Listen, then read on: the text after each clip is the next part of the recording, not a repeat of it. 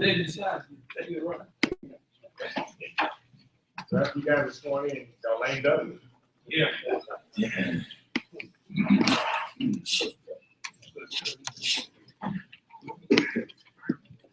Oh.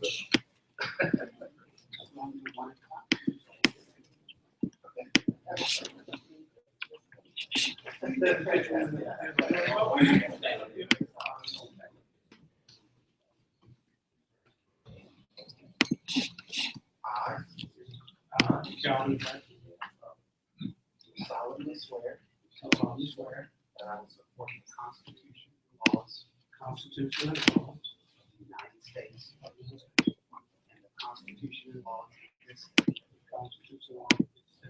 and I will faithfully and impartially perform all the duties incumbent upon me as Chairman and Vice Chairman of the Board of Supervisors of the Southern University Agricultural and Chemical College, for the best of my ability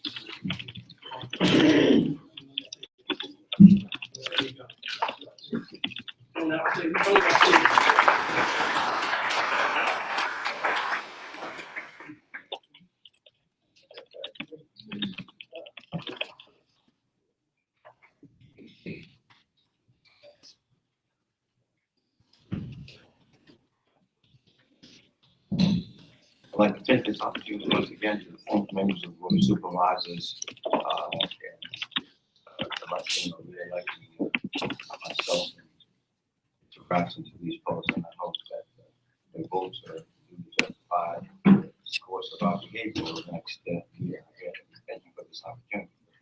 Mr. Braxton, thank you for that.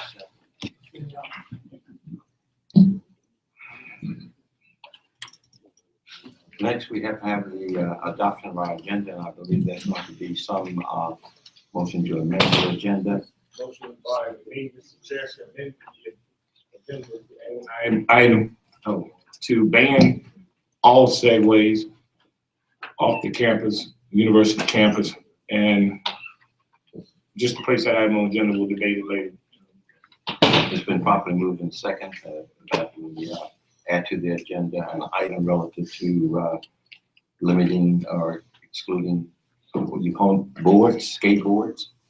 And, Hoverboards, segways. Hoverboards, yeah. Are there any questions this time? Yes.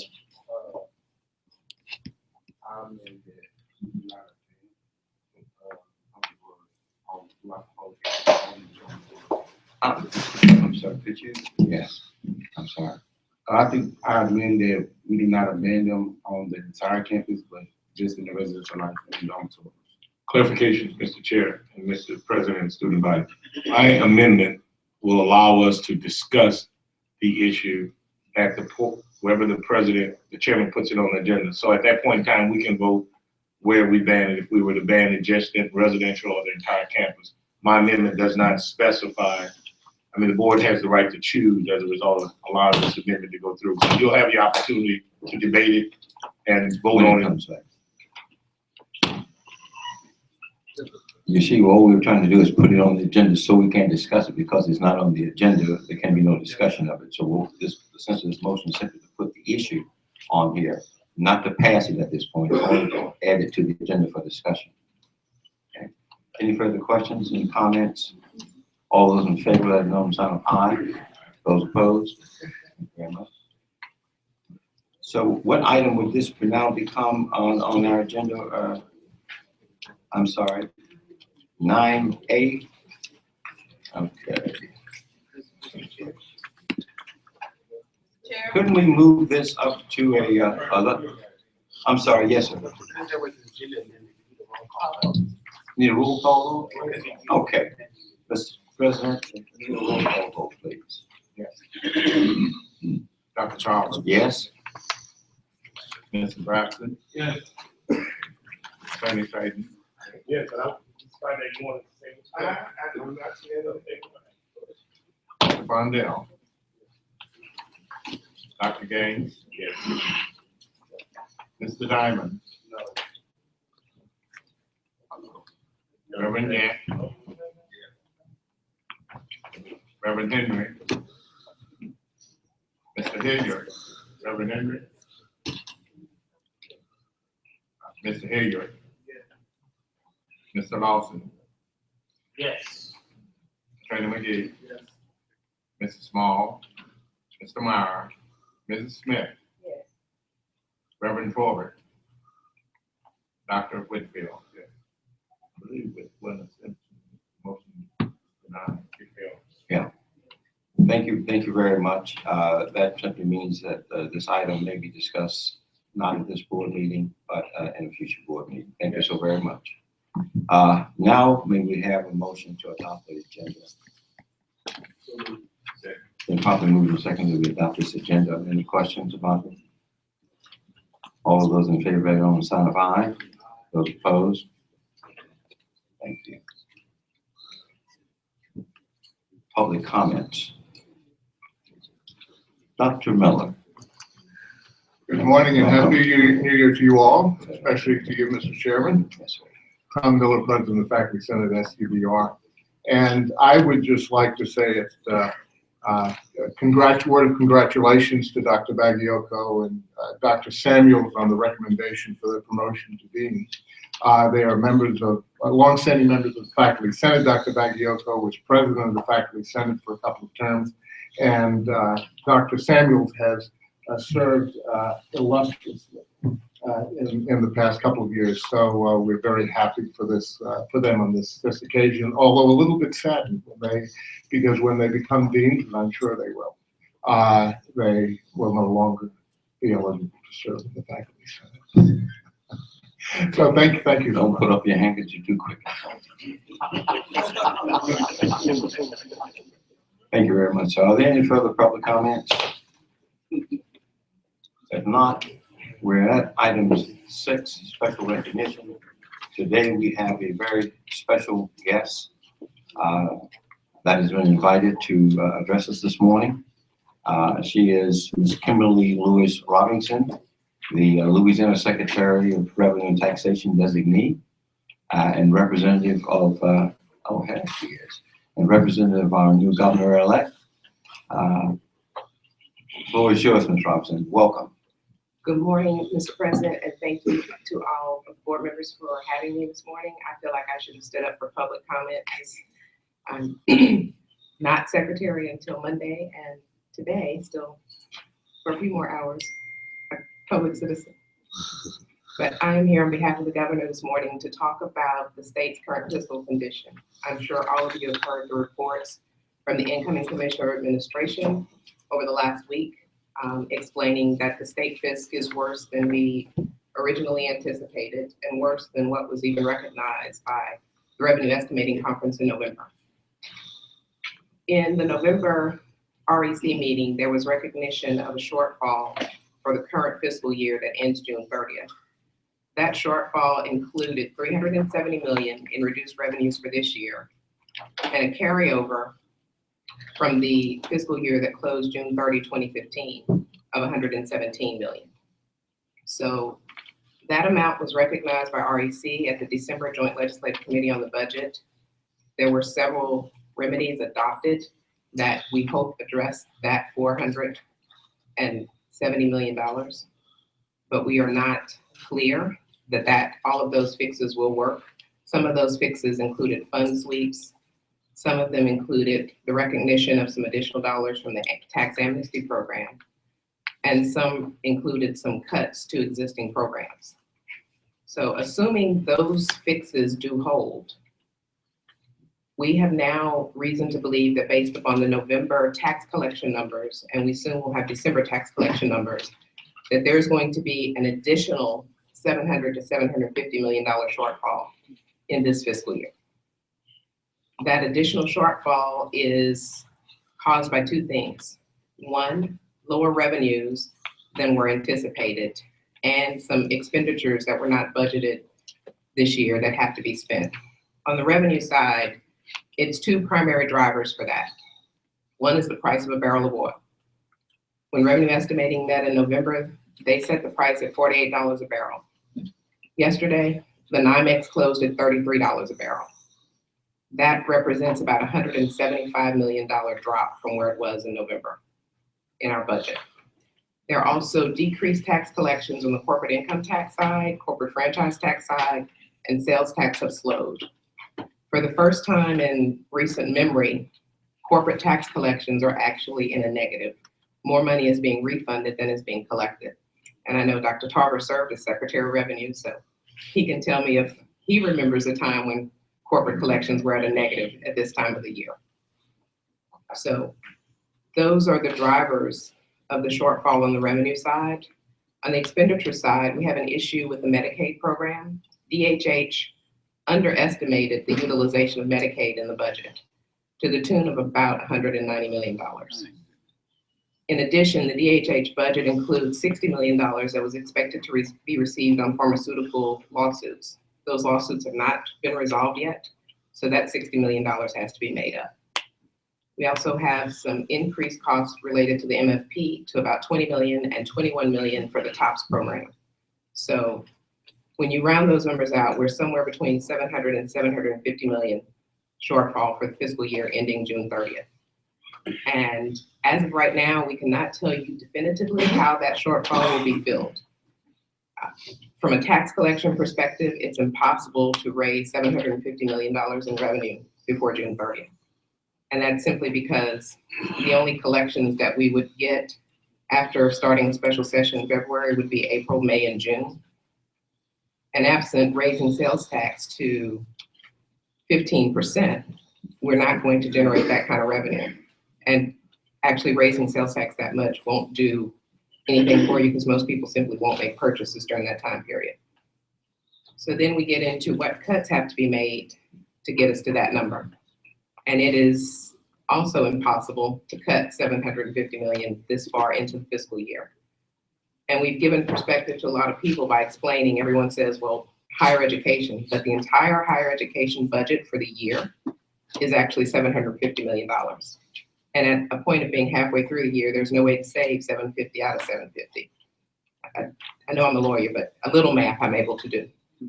So we are looking at tapping into the rainy day fund for additional revenue. But tapping into rainy day still leaves $500 million that has to be raised or cut from somewhere. So that is the process we are starting, we'll have started for the last month, and we'll continue working on. And we hope to come back to you with a plan for the special session that is expected to start February 15th. So that's this fiscal year, and that's bad enough news. But fiscal year starting July 1, the number of the projected deficit is 1.9 billion.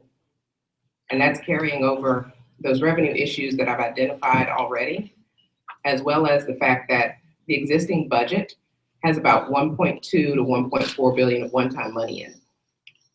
So with the use of one-time money and it's not recurring, we have to find replacements for that one-time money and permanent fixes.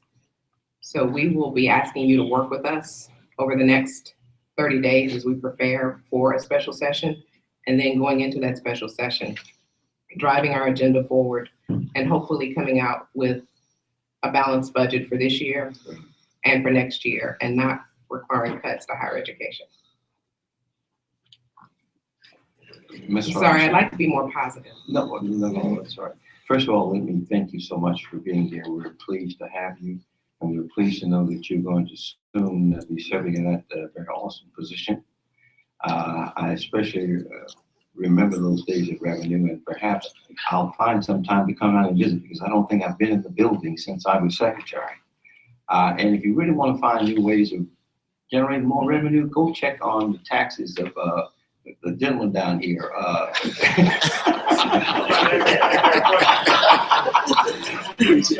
My name is Section. Would you recognize me, Mr. Chair? Yeah. If you remember this kind of gentleman, you might be able to go and collect some money out there and help all the rest of us get our contribution on his behalf. Mr. Clayton.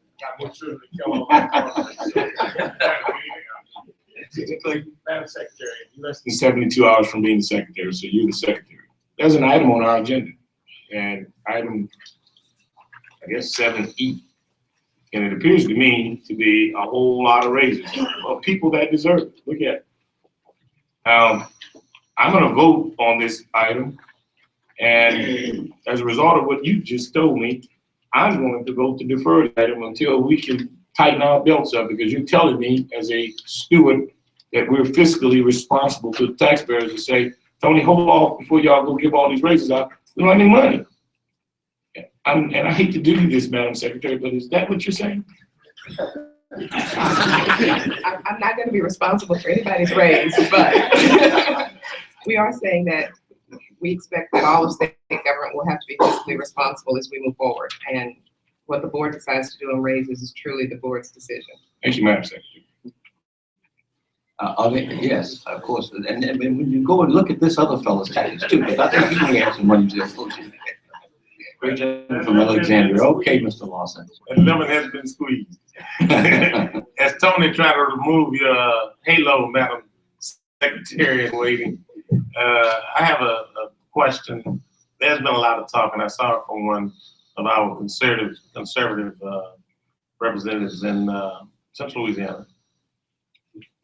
The restructuring of the tax structure.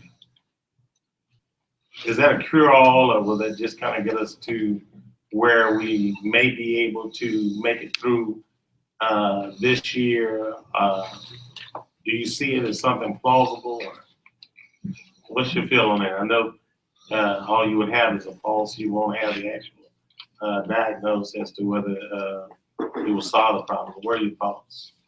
So we are looking at two things, both short-term revenue needs and long-term structural changes. The state is in what has been classified as a structural deficit.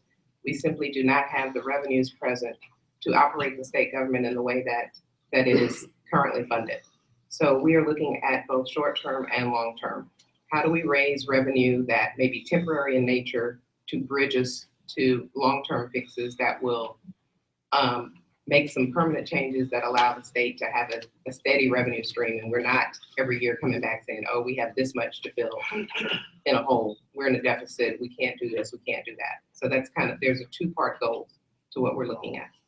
Let me ask you this. There are some people out there who own land, and I'm gonna touch on this, and some people have natural gas and oil under their land. And all companies are not sending them their checks anymore because they're storing the oil and gas because it's too cheap to bring out of the ground. So why don't we do a reservoir tax, a storage tax on the oil companies, 1 cent, and make them pay for the people storing their oil and gas, and you solve it overnight. I'm done with that. Have you been talking to? No, I've been talking to my neighbors, and I don't want to talk about oil and gas money. People might think something else, but there's a lot of money out there that oil companies.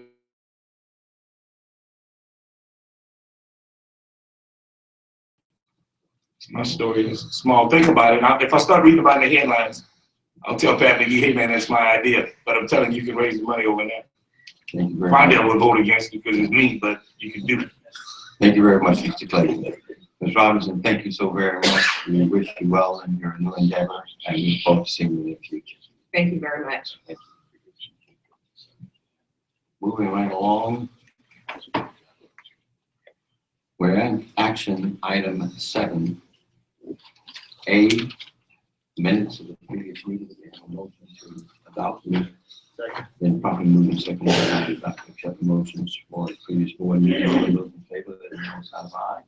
Those opposed, have it.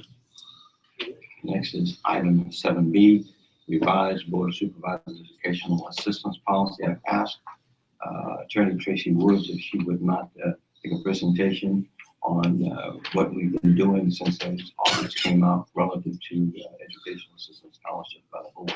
Ms. Woods? Good morning. Ms. Banks is going to pass out a summary for you to review as I go through the policy. Give them a minute.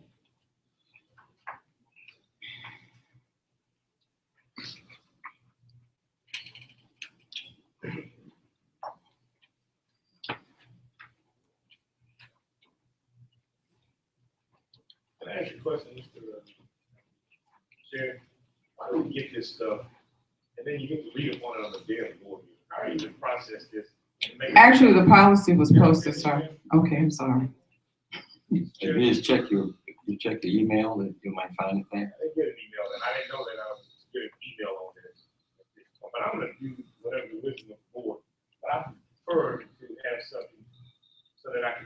this stuff ahead of time to make a decision. Well, They're handing these handouts to board meetings. but once again, let me remind you that all of this was posted some time ago. But I think part of the problem was because of that holiday break, when we start trying to post things before the break, and people were gone, and I guess a lot of this was not checked. And besides, in this mail out this time, we had so much more material, they had to do two separate postings in order to put the background information there. But it has been out. And I've had some discussions with some of you who asked me about that. Ms. Wood, would you proceed, please? Okay, thank you, sir. I've attached for your review an executive summary that kind of goes over the details of the revised board scholarship. As you know, we were the legislative auditors, had a lot of findings with our current board scholarship policy. So I, along with Mr. McClinton, Maya Banks, and Lisa Green, have been working on revising the policy. And what we've done is provided you an executive summary along with the policy, which was posted on the in the board package, and some forms for so you can go through and you know how to proceed as we move into the spring semester. First of all, you know that the scholarship is supposed to be used for tuition and any mandatory fees that students are billed for, number one. And then they must be submitted. I've attached for you in your packet this form. We are now going to be required to complete this form to give to the board office for all of the scholarships you may want to receive. We can also send this to you in electronic form if you want. Okay, so you'll be able to put the student name, the recommended amount, student number, email address, and the phone number. Because each student will then have a file or a data form or a data sheet that will keep information on that student in the board office. Okay, now, board scholarships can be given every semester. The requirements are listed on the summary sheet. First of all, they have to be enrolled at a SU Southern University System campus. They can either be part-time or full-time.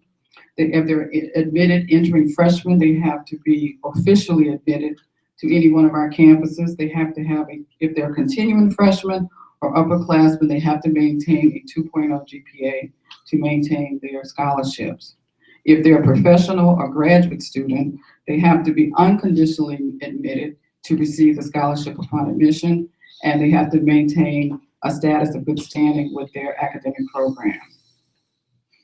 As we all know, we cannot give scholarships to anyone in our immediate family, and also we cannot give any scholarships to students who are relatives to elected officials. We have, on the data form, we have put on there that the student must reveal if they're related to any specific elected officials as the policy requires. And just as a reminder, the scholarships amounts per semester are listed for you. The chairman gets $5,000 a semester. The vice chairman gets $4,000. The immediate past chairman, if they're still on the board, gets $3,000, and all remaining board members get $2,000. And it would be helpful, you know, you probably should then use that amount. And when you give a scholarship or recommend a student for a scholarship, please deduct that amount from your allocation so that you can kind of keep track, as well as we will be keeping track in the board office of how you use your funds to make sure you do not go over your allocated amount per semester. Can we interrupt a second and clarify one point? In the audit report, where it claimed that there was an under award, and in another instance there was an over award, I'm hoping this policy will clear it up. If you are able to award $2,000 a semester, one board member in the past awarded $1,000, and the next semester awarded $3,000. As far as that one board was concerned, he honored that limitation of $4,000. But there was some observation that our policy did not seem to allow for that person taking the $1,000 one semester and applying it on the next semester. So have we cleared that point up? Yes, by this in policy? the policy, we do have a section on the second page of the scholarship. It does talk about scholarship allotments, and then it talks about the fact that there may be a process where we can reallocate the scholarships or make sure if the person does not use their scholarship, they can give permission to no, we actually took that out, I think. Didn't we take that out, Ms. McClinton? Yeah, we took that part out on, the reallocation of the scholarships, but we have cleared up the fact that we are allowed to give more than $1,000 per semester, as was stated in the old scholarship. As long as it does not exceed. The total amount, yeah. So you can give 2,000 to one student or 200 to 10 students per semester, but you're not limited to the 1,000 that was stated in the old policy. That was one other item. That item was that, so many of these things were coming in at the last moment. The students were awarded a certain amount, but did not receive that amount. Without any recognition that these award notices go to financial aid, and financial aid is dealing with a student who has a certain budget, that if the scholarship takes them over that budget, they will only acknowledge a part of the scholarship to cover that budget. So if you award someone $1,000 and the budget puts a limit and can only use $500, there's the other $500 remains there. It is not an under-award. It's simply responding to that federal program initiative, and that has not always been clear. So people wonder, well, how could you give someone a scholarship and then they don't give a half of it? Because we don't make that determination. Financial aid has to make that determination. And our board, of course, needs to be aware of that, and our policy must at least reflect that. So in the future findings, we'll acknowledge that that is the situation. Okay, and I've also included for everyone's information the scholarship procedures that we've developed to try to make sure we do not run into that issue again. So we are working with the financial aid office, finance and business, and the board office to make sure when a board member recommends a scholarship amount, for example, you may recommend $1,000. When it's approved by financial aid, the student only can receive 500.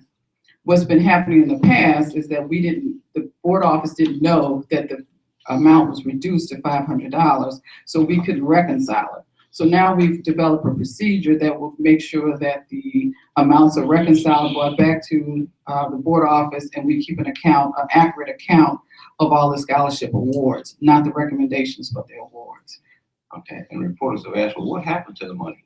Well, the truth of the fact is the money remains in the very fund from which it comes. And because it's in the budget, there's an annual amount allocated to the board. But that may or may not reflect the actual amount of monies in the fund itself, because that's a fluid, ongoing, month-to-month situation. So the board pretty much historically has adopted the notion of a flat $4,000 per board member, added it up and said, this is our annual budget.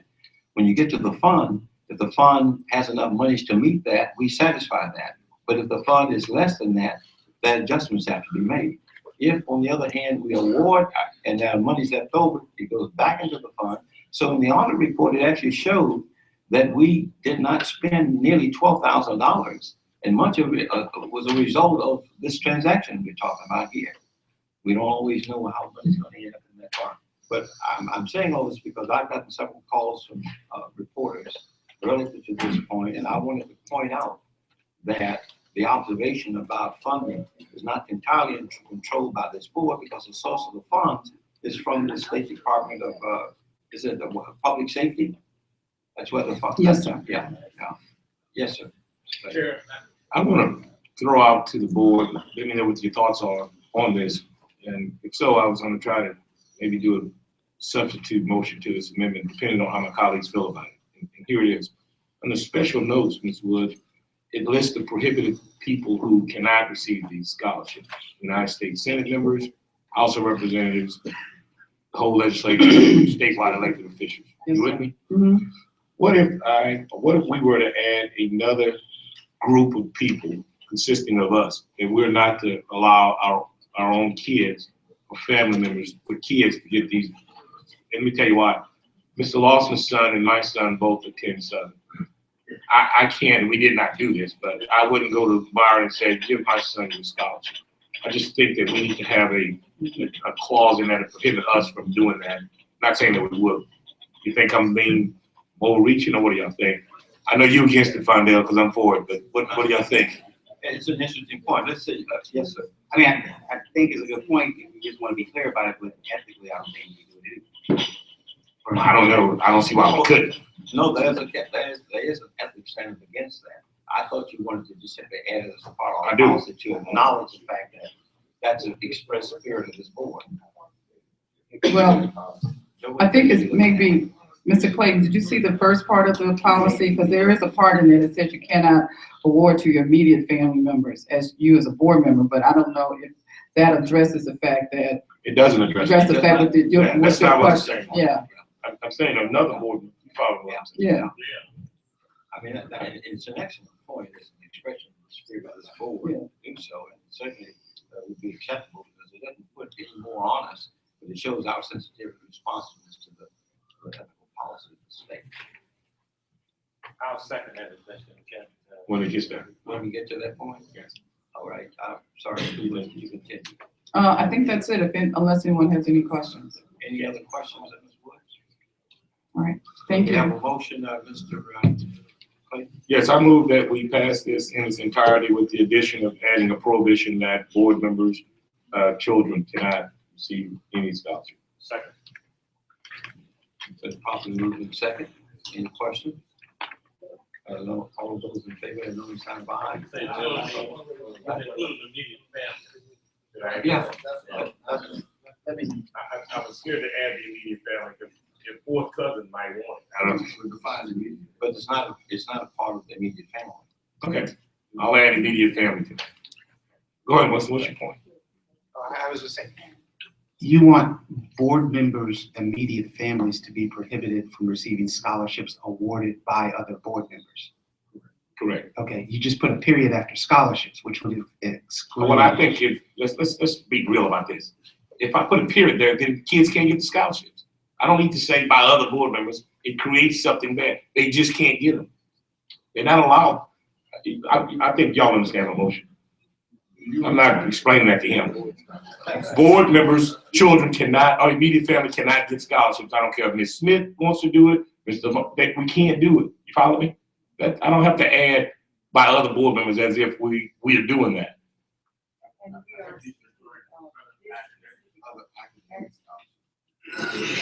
This piece here, yeah, this.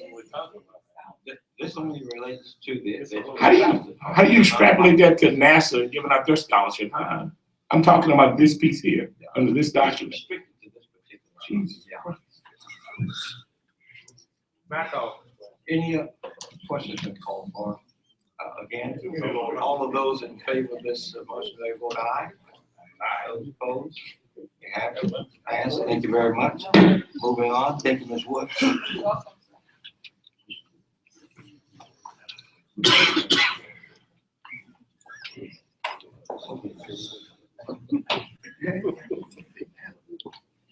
I want to be able to go back to our special recognition at this point in our juncture because we were waiting on someone to arrive for this purpose. I want to ask our president if he would not introduce the resolution. Dr. Belton. Yes, Mr. Chair, members of the board, I'd like to acknowledge the all-star coaching staff of the Southern University Laboratory School. As many of you are aware, in December, the Southern University Lab School kittens invaded the Superdome, and when they left, they had indeed captured the first state championship since 1996. The kittens, the football team, have benefited from outstanding coaches. And it's my understanding that they're here today, and I'd like to have them come forth and be recognized for their great service to the Southern University Lab School football program.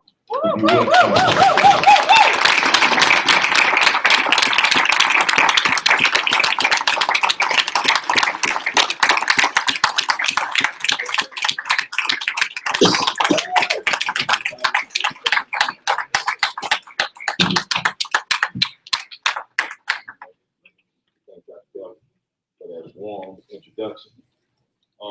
First of all, I want to thank God for allowing us to be here. I want to thank the Southern University staff, Southern University Laboratory School too, for allowing me and trusting me to lead this group of young guys.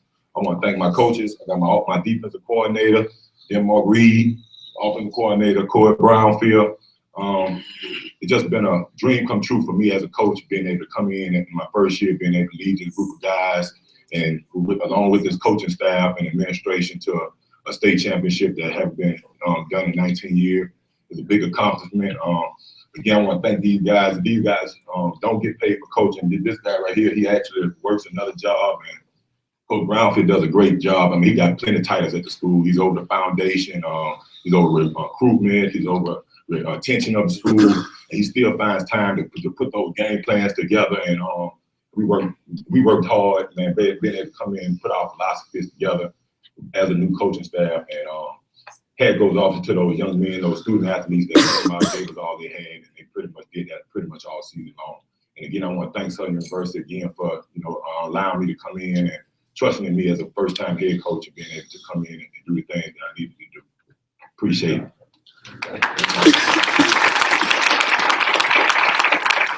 I'm gonna end it on. We're gonna try to be back here again this time next year, back to back.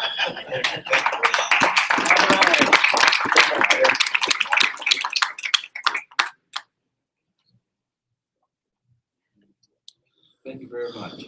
Now back to our regular agenda with item 7C, first approval, super letter of intent, super regions to offer national laws. Number 2, clarification of acquiescence to the American Bar Association. 3, clarification of substantive change to Southern Association of Colleges and Schools Commission on Colleges. Yes, I want to call on Mr. Pierre, Commissioner, to explain this to us. Yeah, good morning. Happy New Year.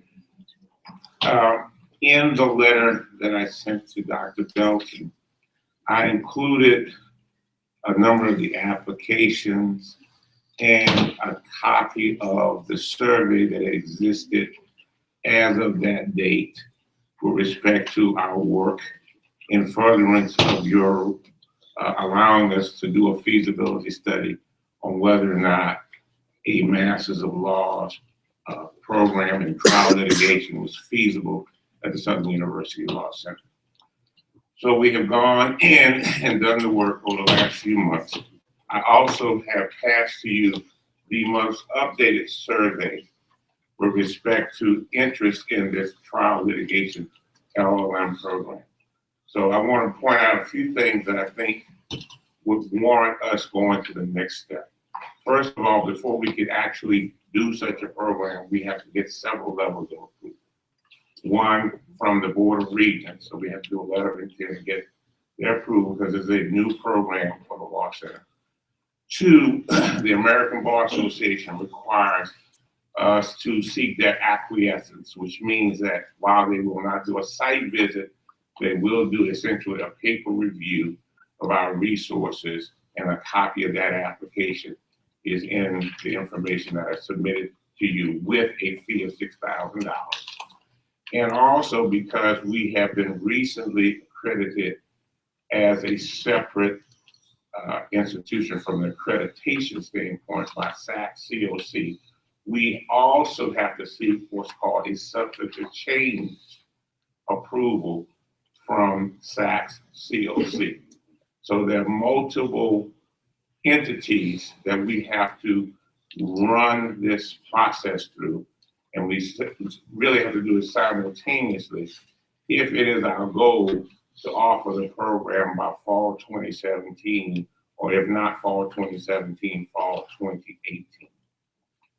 So that's the work we have to do. Now, the survey is continuing. Actually, the deadline for replying to the survey is January 31st, but we were so encouraged by the information we received and the possibility of being able to put this process on a track where if we were successful, we could generate some additional dollars for the law center. One of the big issues for law schools today is that on a national level, students are not applying to law schools, and law schools are looking for additional revenues. When we looked at this particular program, there are only 8 law schools in the country that have the program. The other law schools in the South that have the program are in Alabama, and in Florida. So if we look at the contiguous states to Louisiana, there is no such program in this particular region, Mississippi, Arkansas, Texas. And we looked at a pricing model that we thought was above what we already charged, but lower than what the other competitors charged. We thought that was workable. And we saw the potential power of using online resources to put this process together. Thank you very much. Any questions? Yes, Mr. Lawson. Thank you, Mr. Chair. I know we've been busy over there. You all have been busy with doing your JD MBA and JD MPA, I think it was, other things. Is this challenging, I guess, our core discipline at all? And first question. And secondly, is this challenging our infrastructure academically and physically? All right. The answer to the first one is no. Actually, it uses a strength that we have. In the letter that I submitted to Dr. Dawson, I pointed out that what we do in our core JD program is we produce litigators. And the evidence is the litigator right next to you. Because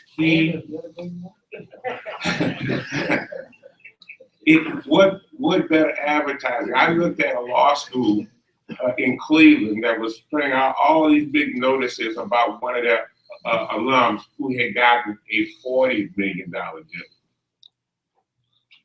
I said, 40 million, that's all? And that's big news? I said, I got an alum that's got a judgment that's 3 times the size of that. And so when we look,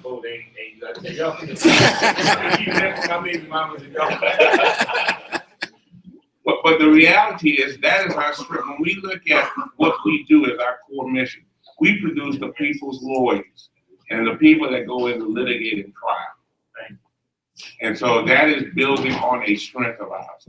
The second part is that by the structure of the program, we would not impose any additional burdens on our resources because it's primarily a weekend and evening type program. And we want to enhance another resource that we have not utilized as much at the Law Center, which is our online capability under the Baton Rouge Landing. Thank you for your reassurance, Mr. Chancellor. Are there any further questions or comments? What is your pleasure? We have a motion to adopt this. It's been moved and seconded that we adopt these 3 items, C1, 2, and 3. Any questions? All those in favor, let me sign of aye. Those opposed? So happy. Thank you very much, Mr. Chancellor. Thank you. Item 7D, approval to create a new degree program, Master of Arts in Teaching, College of Education, Arts and Humanities. Who's I'll speak to that, Mr. Chair. And of course, we have faculty amongst us who can elaborate on it. Yes, it is the Baton Rouge campus. But what's before this board is a request to establish a new program in the College of Education that speaks to a demand, a field of study, specifically a Master's of Arts in Teaching. In developing a proposal, the faculty highlighted the demand and believe that this program will attract additional students to the College of Education. Therein, we actually are kind of consideration of this proposal. Any questions? Yes, Dr. Gaines.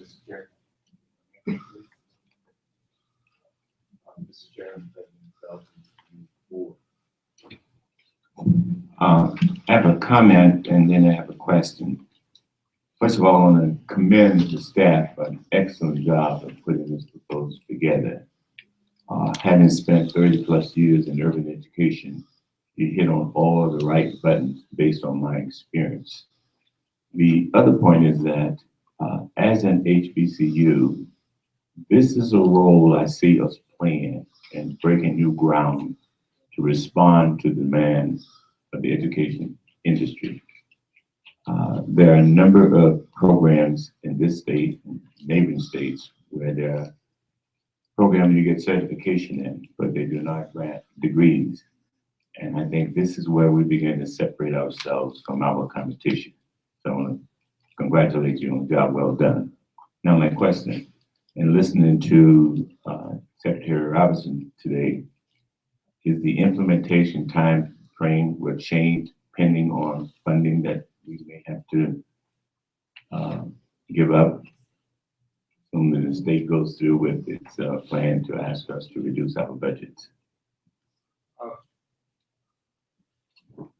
Thank you. And the faculty from the College of Education, Arts and Humanities are here for if there are additional questions. But this was actually board approved August 2014, and staff is just getting it back to the table. So the letter of intent had gone to the Board of Regents, and there's $100,000 pending from state funds allocated to the development of this program. And so had we not brought it today, we would have lost that funding. So it's cost neutral. Thank you very much. Thank you, Chair. Any question on the subject? It's been so moved and properly seconded that we adopt this item, D. Any further questions about it? All those in favor, let know on the side of aye. All opposed? So have it. Thank you very much. And adopt it. The next item on the agenda, and don't go get them, don't close that door back there. Next item is the approval of personnel action for positions greater than $60,000 as a litany of items 1 through 18. There's a separate item under that called recommendation for promotion continue, and that would constitute the entirety of E. Are there any, Mr. President, you want to make a presentation, please? Yes. Thank you, Mr. Chair, members of the board. I ask your consideration of all 20 personal actions that reflect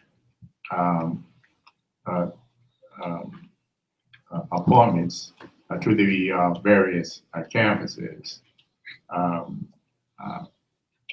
And as I present these, let me suggest to you that the number is large, but the number also represents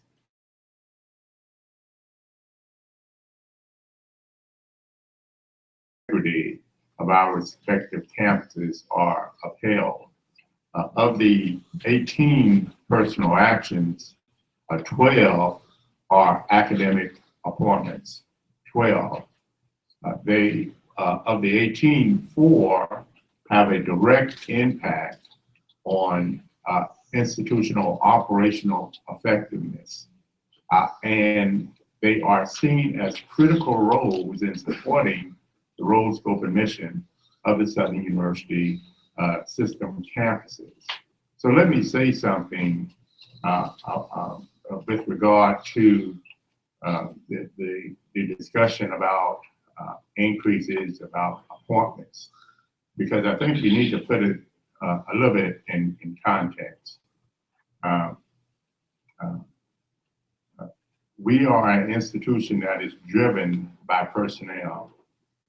And there are instances, there will always be instances, no matter what the fiscal challenges are, that we would have to ensure that we fill vacancies and that we position the university such that we could fulfill our academic mission, and such that we can operate with a standard of efficiency and that's guided by a standard of excellence. And I think these personal actions enable the university to do that very thing. I should also point out that notwithstanding our sensitivity to the fiscal plight of the state and its direct impact on higher ed in Southern University. And this varies per campus, but we have to, and I have said before this board in months past, that we have to address salary inequities on our respective campuses. On many, to include the Southern Baton Rouge campus, individuals haven't secured a salary adjustment in over 8 years.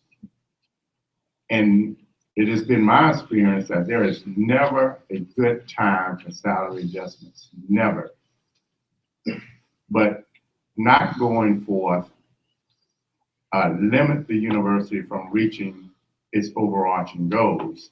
We are challenged today with not being able to fill jobs, staff positions, because the salaries are so low that they're not appealing to applicants. We are not able to retain faculty, nor are we able to recruit faculty as a result of the lapse in us keeping up with the SRB average. Southern system have to consider our human capital as priorities going forward. And notwithstanding the climate, I've asked all of the chancellors to give consideration in the fall for salary adjustments across the board for our human capital. We have to do it. Otherwise, the quality of this institution will be compromised. And so I say that in reaction to the presentation by the pending Secretary of Revenue, but more particularly as it relates to these personal actions, I would argue that they are critical roles and they are ones that enable the university to, again, enjoy the academic integrity that's necessary to drive our mission and to ensure that we have people in place that would ultimately affect our operational effectiveness. Mr. Chair. I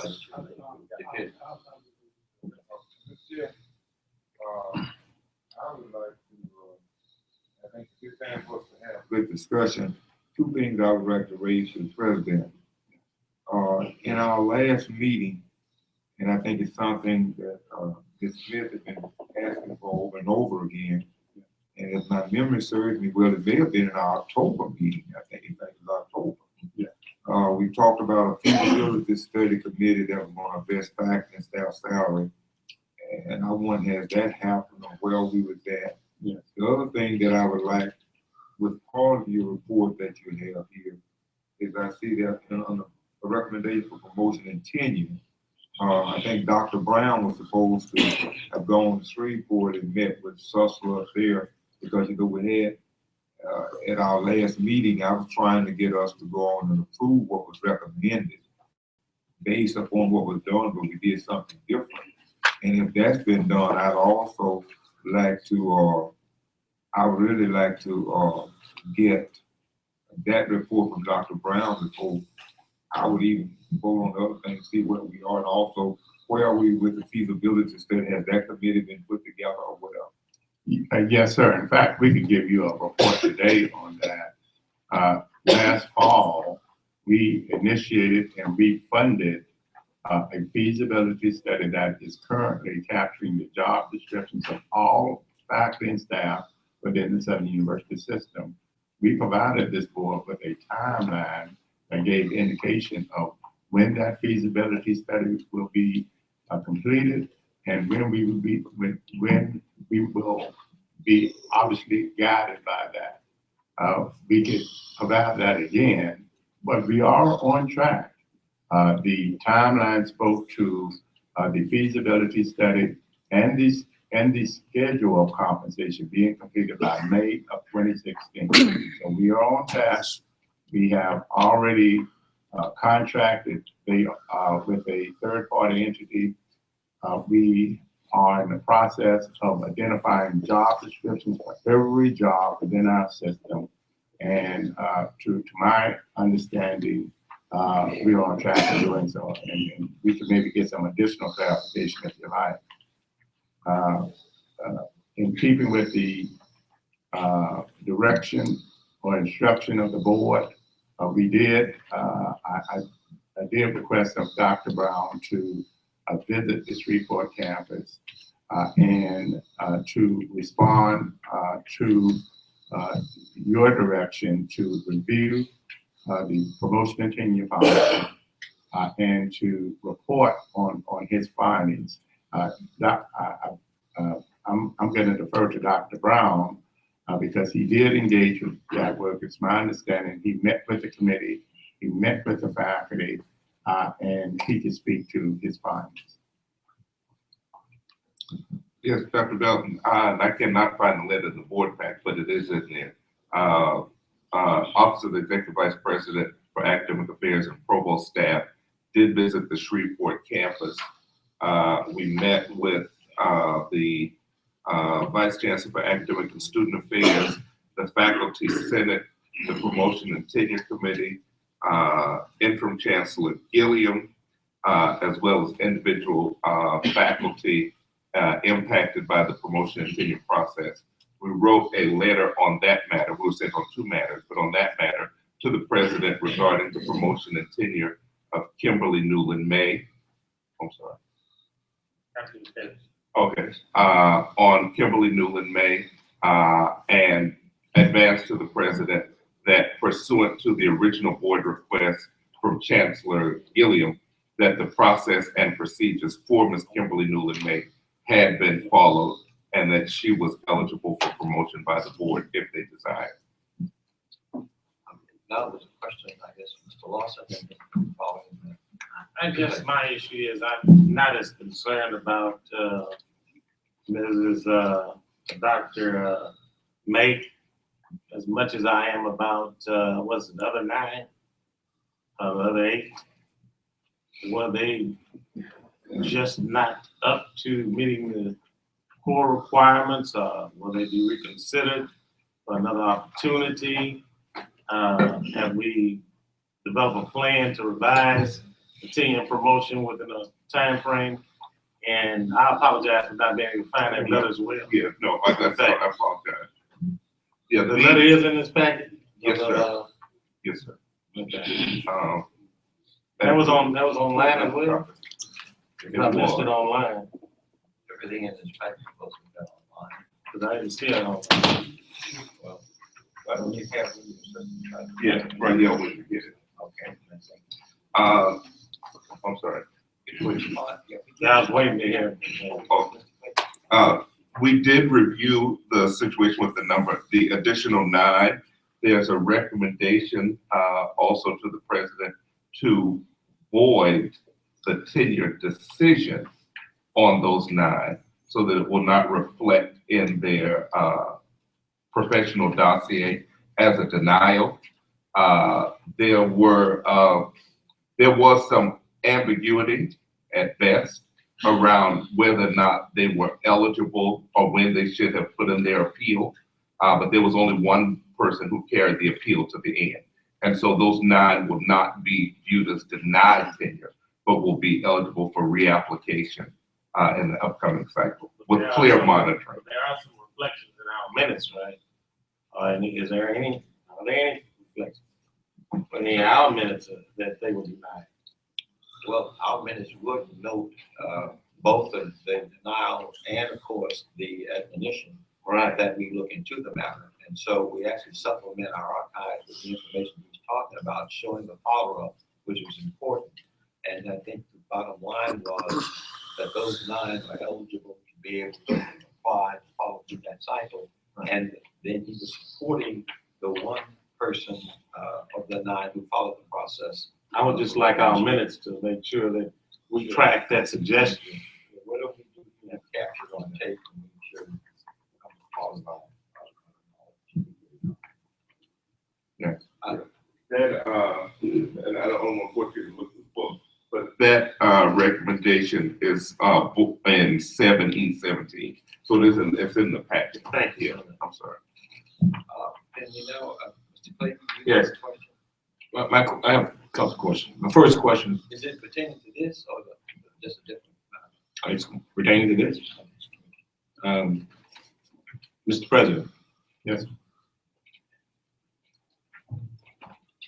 You know, I guess it's just perfunctory for me to say this, but I'm gonna say it anyway. We as a board have a fiscal responsibility to submit a balanced budget to the state at the end of every year. And we've done it. And I commend this board for the last 5 years going through the toughest, I mean, it's pure hell as it relates to economic times. The faculty, I adore them. I think they do a great job. But we all got to put some skin in the game. And for you to submit these raises at this time, I just don't know how fiscally responsible that is. And I'm not issuing an indictment upon your administration, but I'm saying you heard the Secretary of Revenue say, guys, help me tighten your belt up. It has to happen. I understand that it's going to make some folks disappointed. So be it. Southern has to maintain and hold this piece together. You're given a budget. If it's $50 million, you got no more money left. Zero. You can't give raises. You just can't give them. You can't do it. And I'm going to offer a promotion at this time, if I can, to let them have the positions without the raises. Mr. Myers telling me to calm down, to be woosah. Let them have the positions without the money, the raises now. Let them have their same consistent pay and offer them their promotions. And at that point in time, when this budget is fixed in the state of Louisiana, then we'll come in from that point prospectively and make these salaries commensurate with the jobs that they're doing. They just got to help us and put some, I know they're putting skin in the game. Sure. And I know we're not, but we can't send that message tomorrow to the taxpayers because that's what it's going to say. Southern board just gave raises when the governor's telling you, guys, tighten your belts up, let's go to work. Let's just do it. Mr. Clayton, and I can appreciate what you're saying, and I want to clarify, these are not raises. These are new appointments. These are positions, in many cases, that have been budgeted throughout the year. And in keeping with our sensitivity to the budget, in many cases, what has been budgeted is being reduced. And so people are accepting salaries that have been reduced from our original budget. So these are not necessarily, in cases where people are moving from one position to another, right? That's what you're seeing here is that we have here salaries that were incorporated in our budget and where people are assuming these new roles. So when I see where Dr. Abbott Sanders, I hate to point him out, 102,000, what does he make now? I'm not sure what, we have his PAF, but. Does he make 102,000? No, sir. All right. But he's moving into a role, Mr. Clayton. I'm sorry.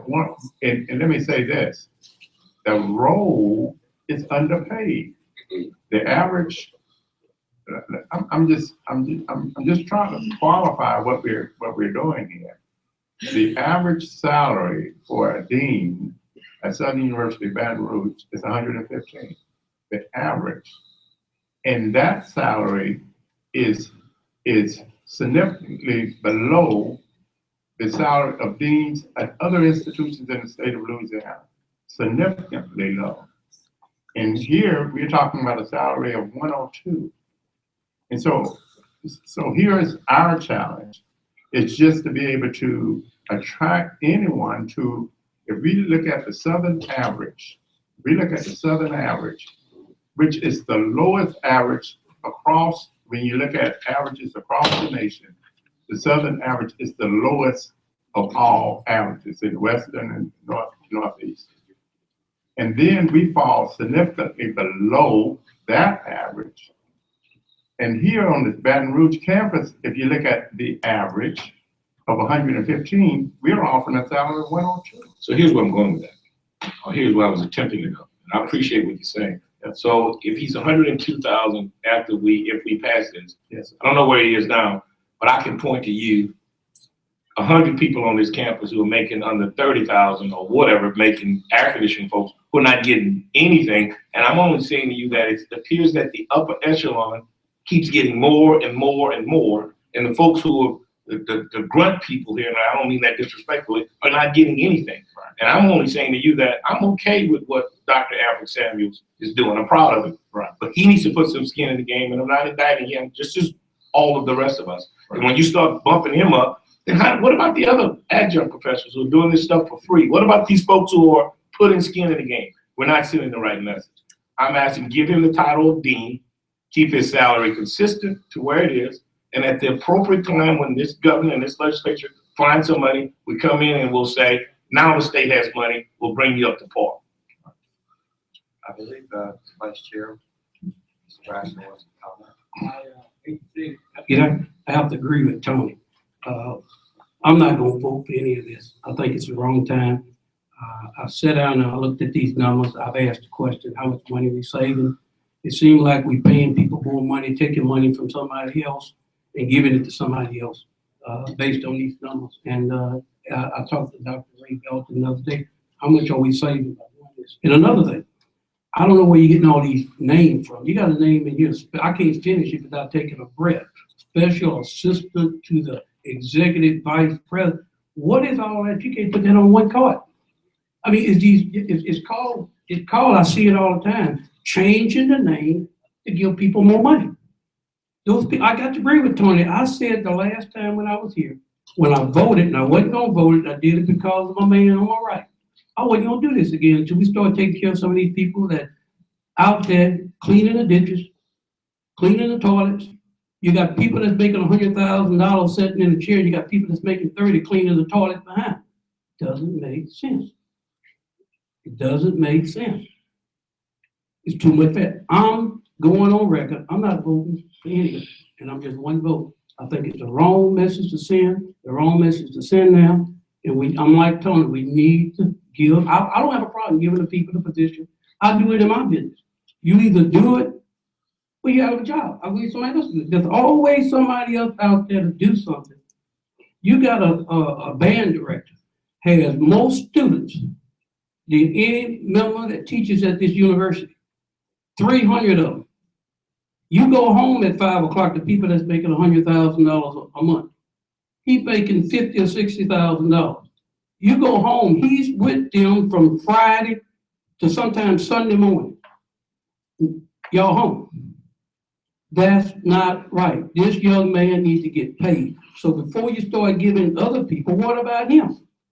He got more students to give grades to than any of y'all. And he's with them from Friday to Sunday, riding on a bus, 2 and 3 o'clock in the morning. You're giving people some raises, giving them raises that make it more money than he's making.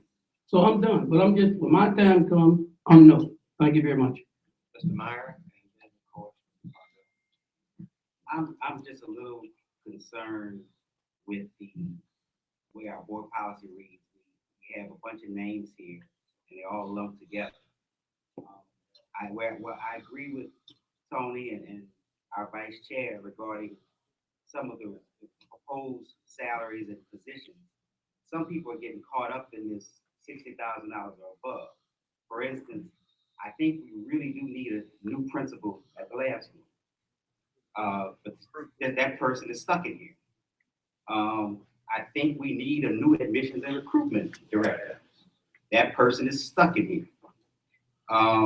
We definitely need a new police chief at SUNO. A quality police chief at SUNO. That person is stuck in here. So while we're talking globally about a bunch of names, I just want our board members to understand, because of our own policies that we set because of distrust of another individual, we have some important appointments in here that we need to think about. That's it. Thank you, Chair. The first of last year, we had similar conversations on this. I think we had new board members to come in at that particular time. We had the exact same conversation. We had a group of names that were here, and it was raised, the fact that was raised that this is raises. These are all positions that administration has obviously vetted and stated that these departments need these positions to be in place for them to move forward. A lot of these positions are already in place or new appointments.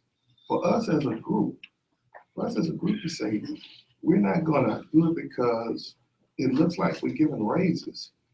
I think the president said initially in his first conversation that he's already put us in a position to where he's vetted all of these particular positions and signed off on them with each one of the chancellors that are in these various departments. This money's already been budgeted in the budget for us to do. And to put us in a position as to saying that we're not gonna approve it or we're gonna kick the can down the road, I don't see that as being a viable argument in this case. And I remind y'all of last year in January, we had the same conversation. We progressed through it and we ended up getting through that particular situation. So I just bring that up to remind y'all of where we're at. And the things that have happened since then, since that time, has been that we have a reassessment of all the positions that are on this campus. A committee has been established. It's been brought up over a period of time, and it has been addressed. There are things that are being addressed to take care of the folks, like you said, that are in the back working on the air conditions and doing those other things. We're there. What the Secretary of Revenue has stated earlier, we have some challenges that we're going to be facing moving forward in the future. But these are things that we need now to move forward with this university. So I don't see that how we can justify not moving forward with these. And I only remind y'all of where we were a year ago, doing the same conversation we're having on today. Thank you. I would like to make a statement. I'm sorry, would you like to speak? Yes, Dr. Gay, please. Mr. Chairman, President Belton, members of the board. If my memory serves me correctly, I think earlier, late in 2015, when we were having a discussion on salary raises, I think I heard the president say that he is going to undertake a study process whereby all the people we're talking about in the crafts area, supporting area, salaries will be considered, and he will bring that back to us. And I'd like to see if I'm recalling that correctly. Yes, sir. And that was the feasibility study that Ms. Smith had been asking for over a year. Immediately upon assuming this role, we consider that a priority. And we are conducting that feasibility study such that at the time of its completion, we will be able to have a schedule of salaries for every position within the Southern University system. Here's not to say that particularly within the Southern University system, we need to develop a strategy such that we could respond to Mr. Braxton, Mr. Clayton, where we could acknowledge people for the great work that they're doing here at the university. But let me say that, as in the case of any complex organizations, we have different positions with different levels of responsibility. And particularly for our academic departments, we're looking at what I perceive to be leaders who will be responsible for growing Southern University. I want you to hear that, because this university could ill afford to cut its way out of this. We have to grow Southern University. And my expectation is that these deans will be instrumental in providing appropriate leadership to develop their colleges, grow their colleges, and ultimately affect the standing of Southern, where we could remain a viable institution. But we have to operate. We have to be in a position to operate. I see a lot of hands and discussions going on, and I'd like to make a comment about this, and then perhaps suggest that we do a recess so that we can dialogue on this.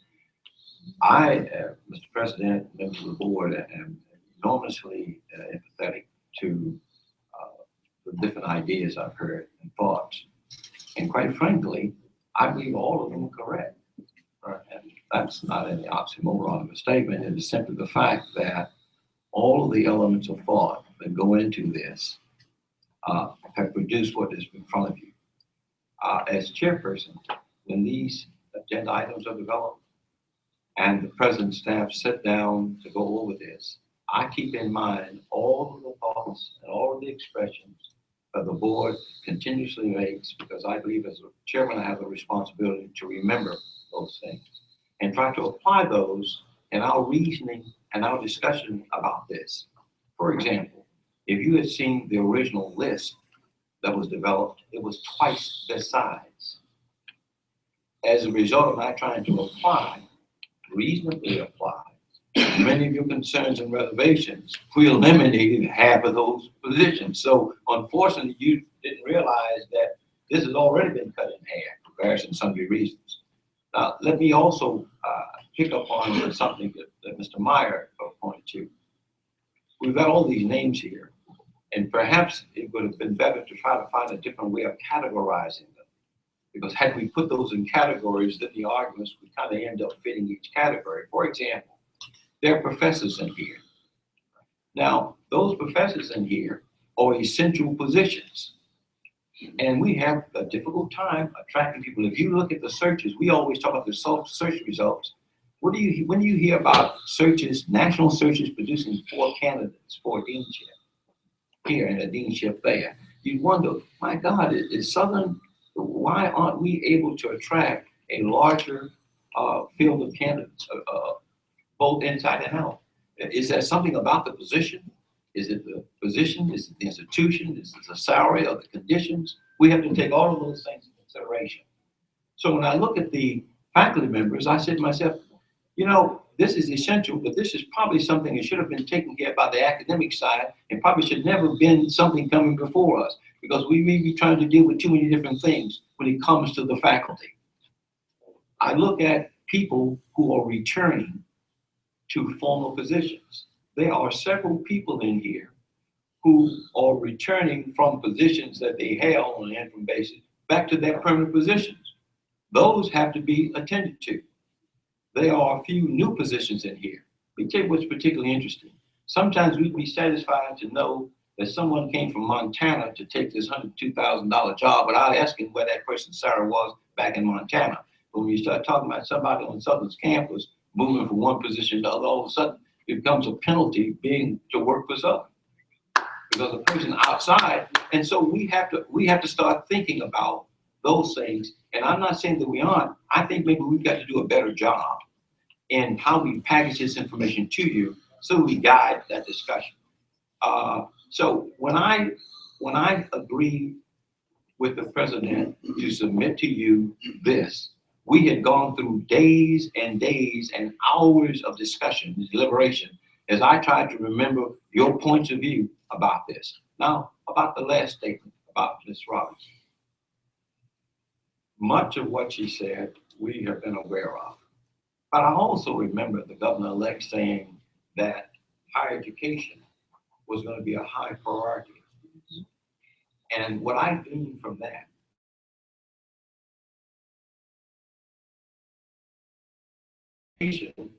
was not going to be on the front or on the line where that would happen. So I didn't see the immediate need. However, when I listened to Mr. Braxton says, well, what are we going to do if in fact we have to take a cut? I said, we have to do what we normally do. And it's several things. When you start talking about cutting academic programs and academic positions, SACS, the accrediting organization, has a set of priorities. And so we just can't go out here and just pick out a program to cut or pick out a person. We're going to have to go and do an evaluation based on productivity. And high priority programs will be the ones that survive, and those that are underperforming won't. But we'll have to do that on a different basis and a different criteria. So the rule of thumb is really there. What is essential is we will have to soon send a letter to SACS, I believe around the middle of March, showing what our current organizational structure is, which is a prelim to the eventual visit down the road on our accreditation. They are positions we have that need to be filled. We've had too many positions on an interim basis too long. And unfortunately, we can't wipe them all out. Try like heck to get it done, but it hasn't happened. So what I see here in front of us is the best effort under the circumstances to address your concerns, to look at these, to not be driven by fear, but to embrace at least the assurance that our governor has given us, that education is a higher priority, and he's going to work diligently to make sure that that happens. That wasn't just about Southern University. He's talking about all of higher education. He's talking about all of education. And we haven't had that kind of prioritization. And I want to see us give that a chance. So whatever we face, we will face it together, but not out of fear, but out of basically being prepared to meet the challenges in front of us. I think this plan, with whatever misgivings that some of you see, is in the best interest of what we're trying to do, and all of us. And look, I've been through this, I don't know how many years, year after year, I faced this as president. And we've always used that same philosophy to get to where we were. What's changed since then? Only the financial condition of the state, which then hurdles the challenge to all of us. Now, what I would like to do at this moment, in the interest of time and all, is have a brief recess. So that if some of you too want to continue discussing this, you may. So let's take a 5-minute recess, and we'll get back to you. Thank you very much. I'm sure we can't discuss it outside the public, all right? We're gonna probably take. Talk to him about your job.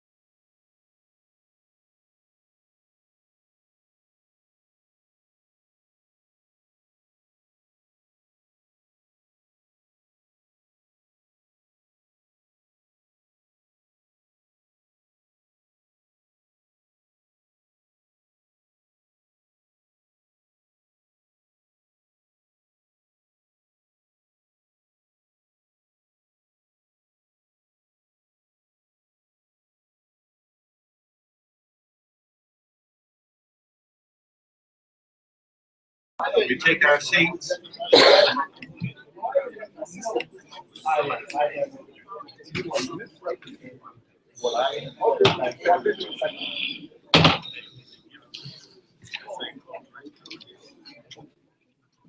Thank you so very much.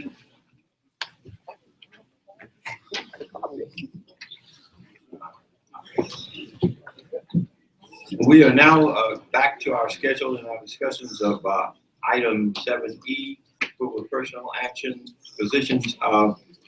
Mr. Lawson? Mr. Chairman, I move that we approve item E to be afforded the opportunity, to give you the opportunity along with the president to approve these items based on further discussion without coming back to the Board of Supervisors. It's been properly moved that we do so. Any questions? All those in favor, let me know on the side of aye. Those opposed? Thank you, Ms. Clayton, we appreciate it.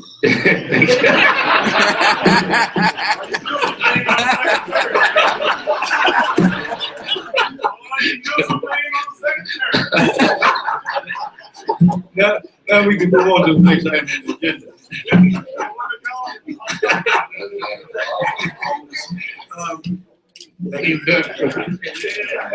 Thank you very much. That's what corporation boys tell you.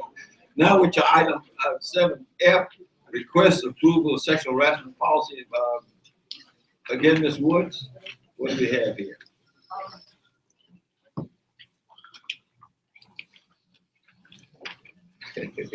Are you also going to address the next item? Yeah, I can do both of them at the same time.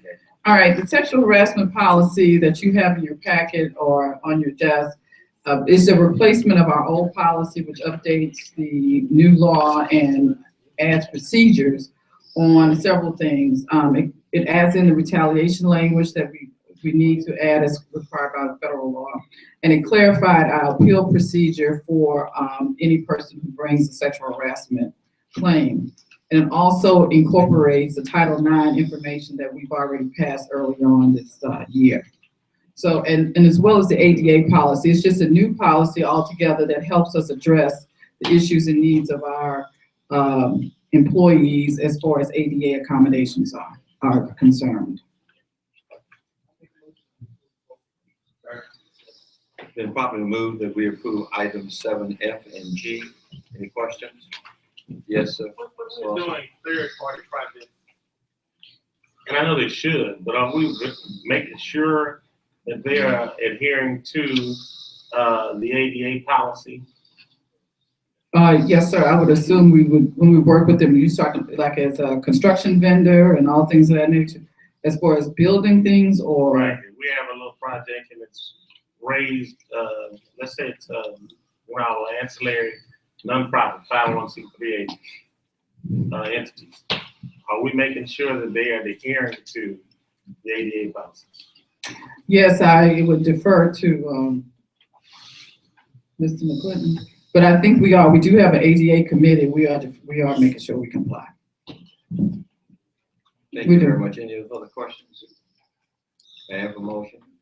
If we passed it, we'll move on. Thank you very much, Ms. Woods. We're now on item 7H, resolution. President. Mr. Chair, we have two resolutions. The Mabel Wheelock Franklin family, Mrs. Franklin, an alumnus of Southern University Laboratory School and Southern University A&M College, and retired food service manager with the East Baton Rouge Parish School System, passed away on December 21st, 2015. The Elaine Beerberry family, Ms. Beerberry, a retired educator and sister of former Southern University Board of Supervisors member, Reverend Jesse B. Beerberry Jr., passed away on January 2nd, 2016. Those are the two resolutions, Mr. Chair. Yes. Commendation to Captain Tiffany Franklin for obtaining the rank. Yeah. Okay. Are there any others? Move approval. Second. The proper move and second that we approve the resolution. All those in favor, aye. Those opposed, don't have it. Thank you very much for those that went forward with item 8, information items, beginning with A, systems projects update. Yes, I would like Mr. McClinton if he would provide that review for you. Thank you. You have the system projects update in your package. I would just like to highlight a couple of items. One would be the laboratory school. We ended up having to do 3 change orders, and based on those change orders, it delayed the construction completion time. So now we are estimating that construction completion time for the window walls and the ADA restrooms are at the laboratory school February 2016. Also, the repair of Steptoe, Roosevelt Steptoe Avenue, the bridge, we've completed that project and also completed the punch list. The hot and chill water projects, which is at the back of the campus of the dormitories, that project is 99% complete. We have a few items that we need to finalize. In addition to that, we are looking at some issues we have with Golden Hall, but we are working on those items now. The next item would be TTL Lane. It has to do with the ADA consent decree, and that project is scheduled to be completed in January 2016. The FG Clark Activity Center, the fire code citations, renovation, that project is also scheduled to be completed February 2016. In addition, we have some change orders also with that project, which delayed slightly. For the A.O. Williams Hall, as you know, we've had a lot of problems with that building in terms of moisture and water intrusion. So it has been delayed because we've asked the contractor to go back and review the entire building and provide us with a listing of everything that needs to be done. And I will keep you posted as we progress on this particular project. SUNO, we have the Natural Science Building. Construction will begin on January 2016. I've got some more current information. The estimated construction completion date is September 2017. For the Education and Human Development Building, that construction will be bidded on January 2016, and the estimated completion date on that particular building is June 2017. Arts and Humanities and Social Science Building, again, the project will be bidded on March 2016, and the estimated completion date is September 2017. And the other building I would like to bring to your attention is the Susler, and that building, the new classroom building, and it's projected to be completed March 2016. Construction is approximately 45% complete. And that's my report.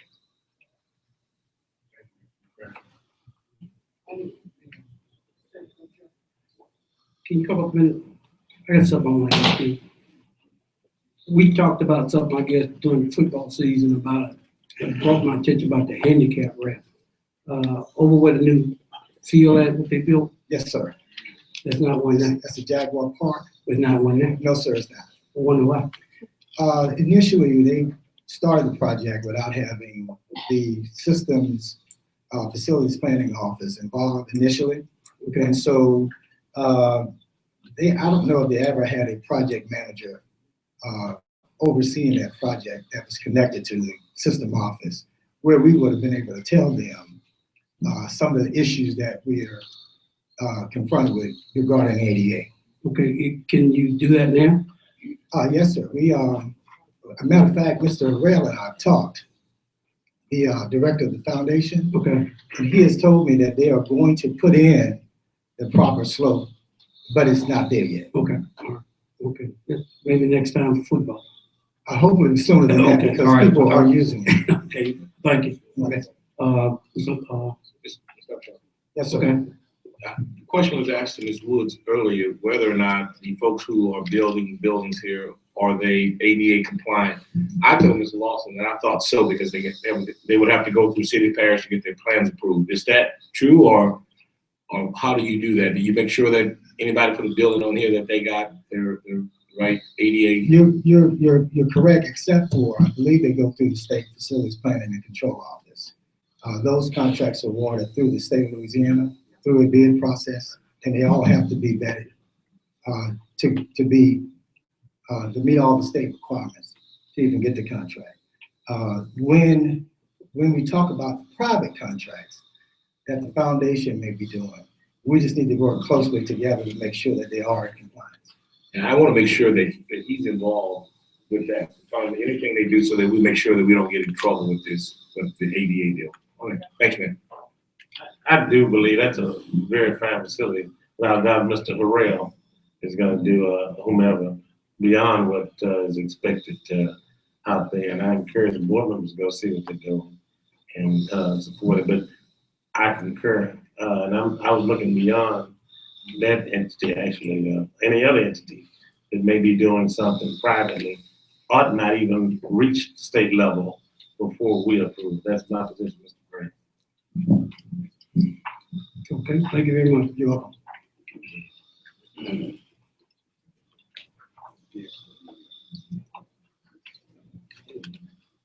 Okay, who's next? Okay, the other one's us. Okay, how do we? Yes, I would also like Mr. McClinton, if he would, to report on the interim financial report at this time. Thank you, Mr. President. For the interim financial report, it was also included in your packet. I would like to highlight a few items. As I go through the report, one of the things that you'll see is that our revenue numbers are up for registration, self-generated revenue. And part of the reason for that is because of the fact that the tuition increase and the increase in enrollment was not included in the initial budget. And the reason it was not included is because we have to tie the budget back to the amount of the state appropriates. And in this case, what we did is that we have to submit a BA7 in order to increase the budget. I don't want anyone to get the impression that that's new money coming in. It's expenditures that we've already projected, but we just have to be able to submit a BA7 in order to recognize those expenditures and also recognize the revenue.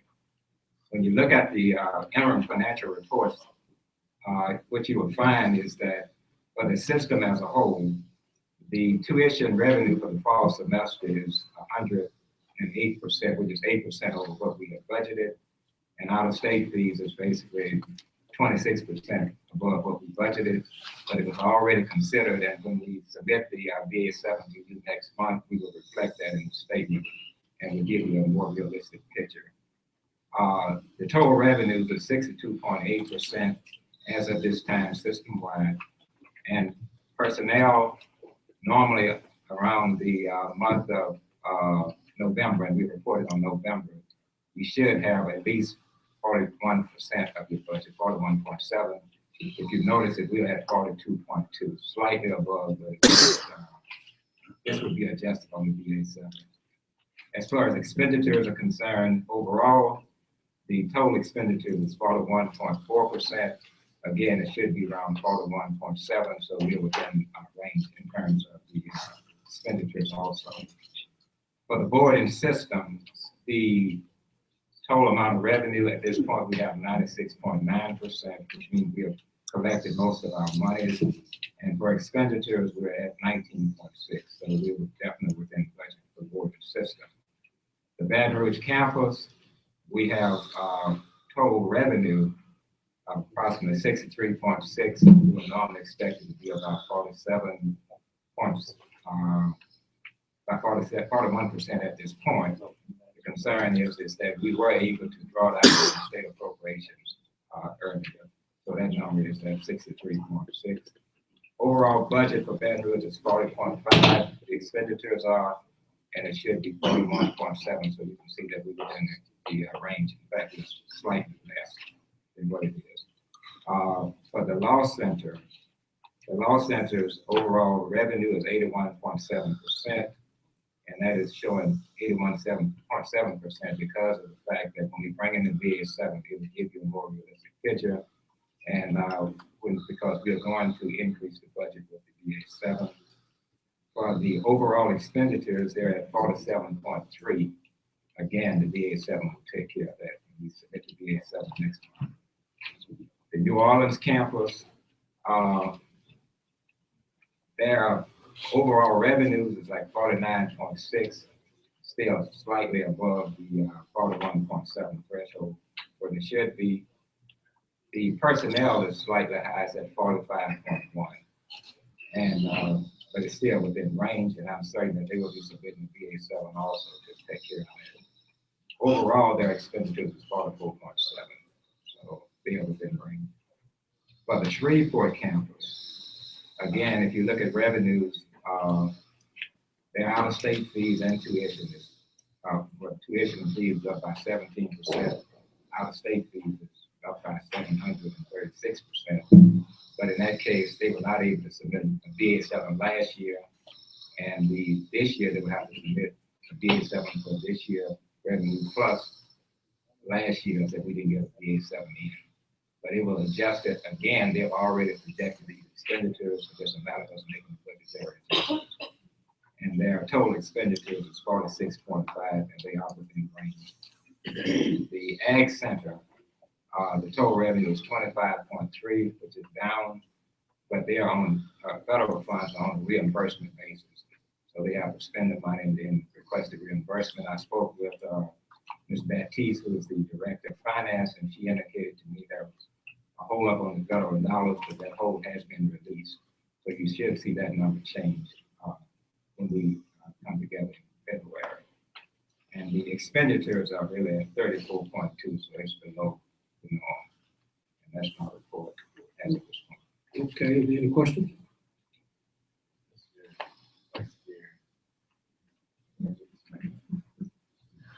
Vice Chair, President, members of the board. My question is this safe to say that at this point in time, I think it's November, this report reflects, all campuses are within compliance with their budget, and one is over, it's a spent budget. Is that a true statement?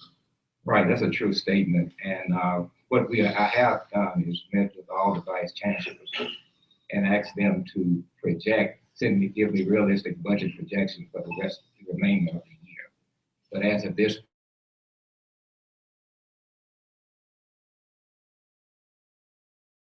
Two things I want to ask the attorney before I give it to C. One is how is the lawsuit going to the House? And the next one is, I don't know if you want to ask that of Ray King about EO service. So pick which one you want, and you pick which one you want.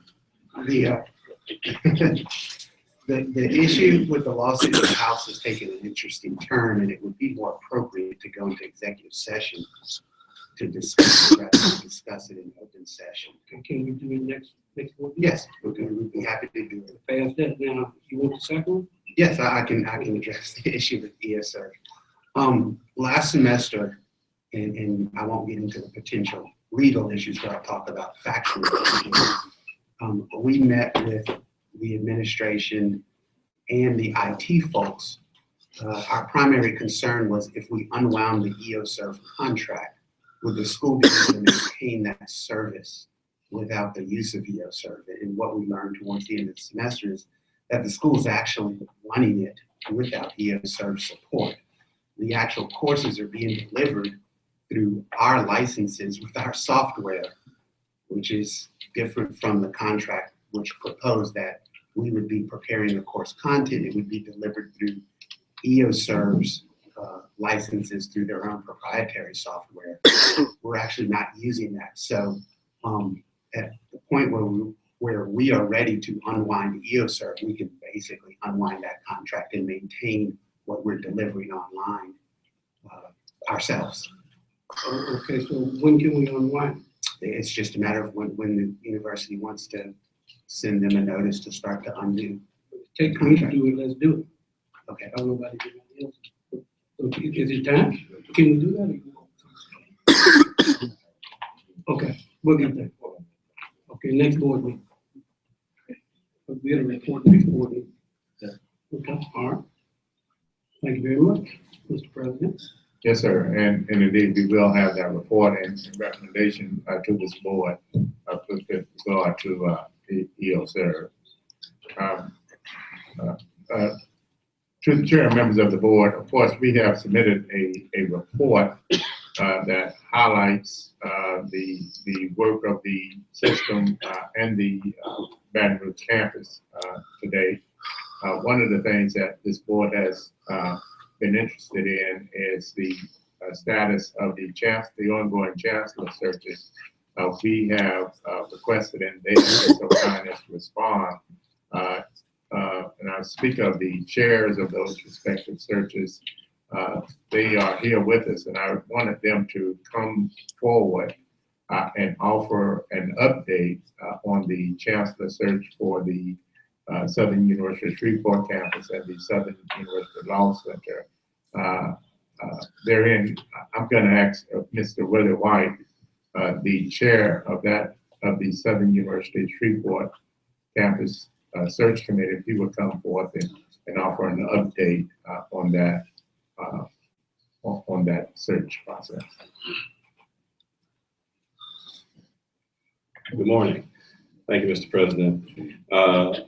The search committee in Shreveport has received a number of applications. Actually, we received to date 21 applications for the Southern Shreveport Chancellor's position. The committee is evaluating those and will be reporting out at our meeting that is scheduled for this upcoming Friday.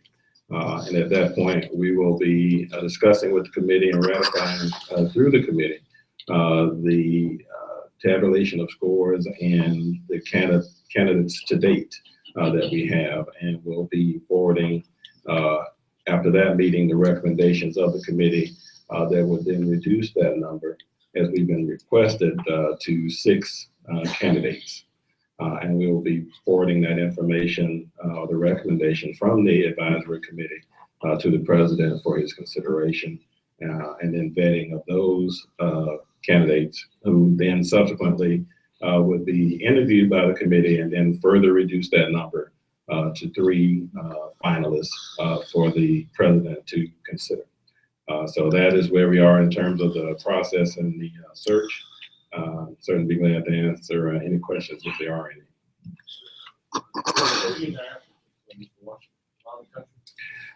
Yes, it was a national search. So we received applications from all over the country. But thank you for what you're doing for us. Appreciate you. Thank you.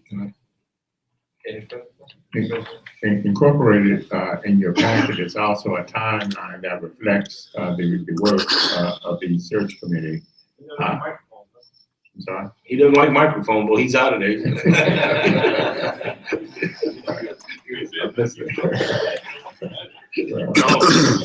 I don't want to be a bet. But I think they have.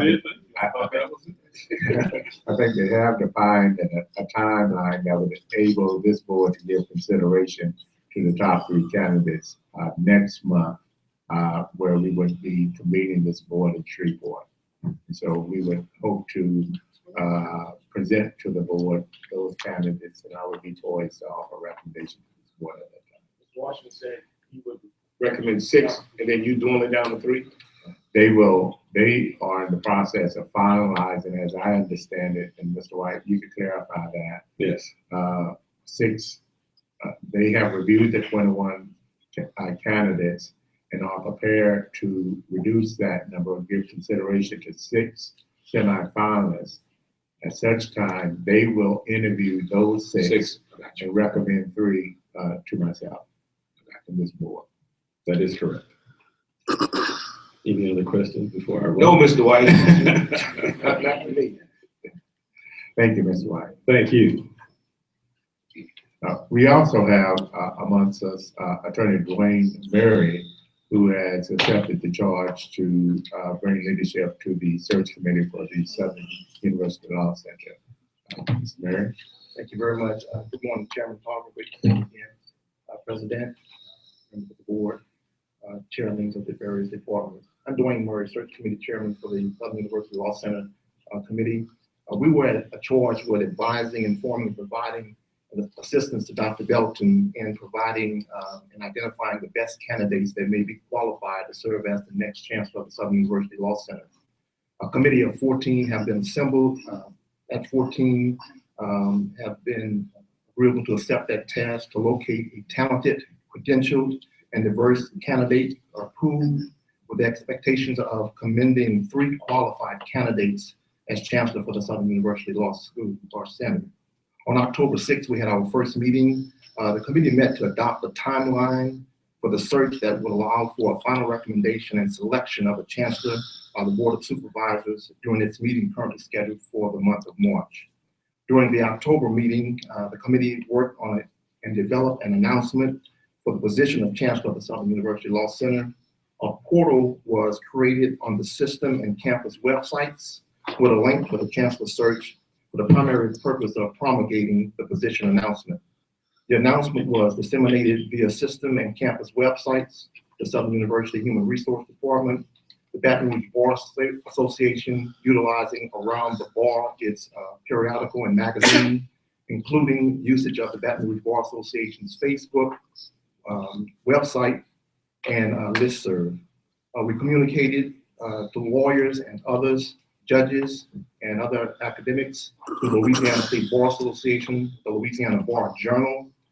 We also communicated through diverse issues in higher education, its online issue, the Chronicle of Higher Education, its online issue, and the Journal of Blacks in Higher Education. The committee has set a deadline for receipt of applications that will be Friday of next week, January 15th. The committee will meet on January 19th and on February 2nd in an effort to begin its formal evaluation and completion of the evaluation of all candidates. Following these meetings, the committee will invite 4 to 6 semi-finalist candidates to appear before us to be interviewed, to be held on February 23rd. From this pool, the committee will select the top 3 candidates and submit them to President Belton for consideration by the Board of Supervisors. The finalists will be invited for a campus visit and candidates reception scheduled for Thursday, March 17th. And on March 18th, we believe the board will meet again. All finalists will be available for finalist interviews. Right. We're pretty late prepared now. Did you get an email? Well, I want to personally thank Attorney Mary and Mr. White for their acceptance of this responsibility.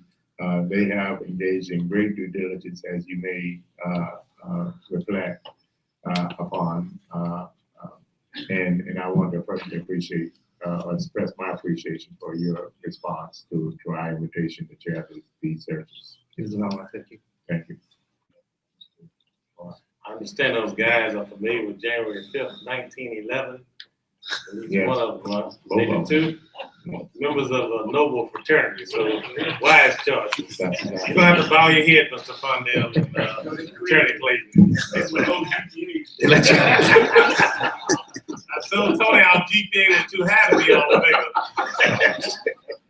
I just want to again make a note that our timeline would speak to this board, given consideration to the next chancellor for the Southern University Law Center in March here in Baton Rouge.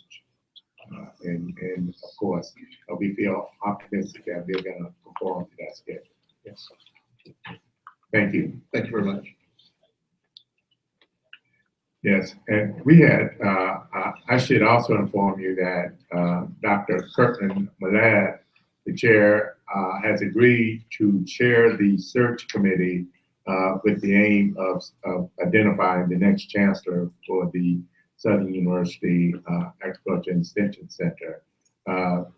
Vice Chancellor Gina Eubanks has agreed to co-chair that committee. We have identified a 15-member search committee, and the names of those individuals are in your packet so that you can review those. It is our anticipated timeline as well to appoint or to give consideration, or we are asking this board to give consideration to that appointment at the March board meeting here in Baton Rouge. And so, in effect, we are going to impose on you, but if all goes as we hope, we would be announcing the Chancellor of the Southern University Law Center and the Chancellor of the Southern University Ag and Extension Center at the March board meeting here in Baton Rouge. Yes, sir. No, I'm not. So I want to give you that overview of the Chancellor searches.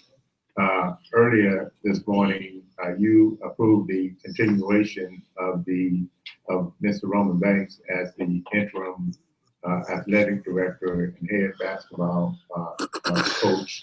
I should submit to you that I believe that Coach Banks has done a wonderful job of providing leadership and direction to the athletic department. Having said that, it would be my intent to initiate a search for the role of athletic director to support and bring leadership to the athletic department going forward. It would be my aim to look at, and my aim in light of the challenges and opportunities that I see within the athletic department, to really kind of engage even more so with members of this board, with the broader community, such as I could clearly define some of the attributes that I will be seeking in that search. And upon doing so, my aim would be to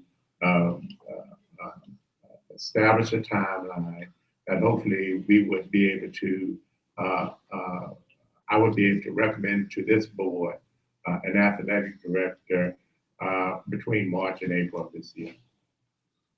And so I want to give notice of that intent as relates to the searches. Should also, in our report, I just want to reflect on a couple of things that we are trying to respond to. One, the chancellors and I have begun to take a look at the infrastructure that is provided on all of our campuses as relates to security and those individuals who are bringing leadership to those campuses in the form of police chiefs and superintendents. We are having some active discussions now about the degree to which we may well try to establish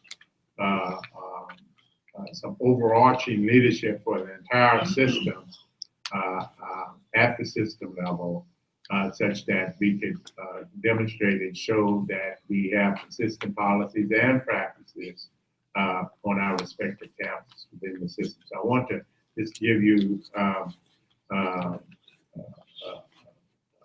perspective that we are looking at that and giving serious consideration as to adopting that model.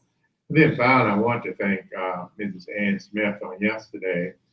She, in keeping with her appointment to the Board of Regents, represented Southern, and in so doing, made note of a policy that the Board of Regents has as relates to endowed professorships. And it was her observation that in many cases that the Southern University system and its respective campuses have not filled many of the endowed professorships that we're fortunate in having established. Those professorships and the degree to which they have been filled or not are in your packet. And I want to give assurances that in concert with our discussion with the chancellors, we have every aim to fill all of those endowed professorships this spring. within this fiscal year. And so that calendar is in your packet, and therein I would welcome any other questions that you may have of me. That concludes my report. I want to commend you on your report. At our next communication from the system level as an informational item, I would ask that we look forward to setting a date at some point with your chancellors and admissions and recruitments as to when we're going to look to solidify a date for the National Saturday and working with the alumni president, Mr. Attorney Castile, also, and moving forward with that. So hopefully we'll have some information to share before, so we can encompass not just the state of Louisiana, but the entire nation as we did on last year. I thought that was a wonderful success last year. Any other comments? Yes, sir. I thought you just. You just ignoring me again, but my question is for the president. Are you yielding to the gentleman from Oscar? Or the guy from Oscar, you don't want to call him the gentleman, right? Mr. President, the marijuana deal. Yeah. What's up with that? What's going on? Well, actually, the state was afforded some good news with regard to a matter that really was a limitation in advancing medical marijuana or making it a reality of producing and disseminating it. It's my understanding that in December, the federal government amended a bill that would, in effect, allow states to prescribe medical marijuana. And that provides a much clearer pathway going forward, such that we could take the lead on the mandate that the Senate bill provided for Southern University and LSU. Mr. King, if you would indulge me, I'd like to give a more comprehensive report. I think Dr. Brown could offer a greater perspective as to what we're doing with medical marijuana and how we are actually taking some. I'm satisfied with your response. I just want to add one thing to it. Yes. This legislative session, Mr. Chair, Mr. President, they're taking bills for a special session. I would like to see a proposal from Southern asking for the state to lease us LTI facility. It's already fenced in. There are already halls up there where we can probably incubate the plants, whatever however you do that stuff, Myron. I don't want to seem like I know how to do it, but that's something like.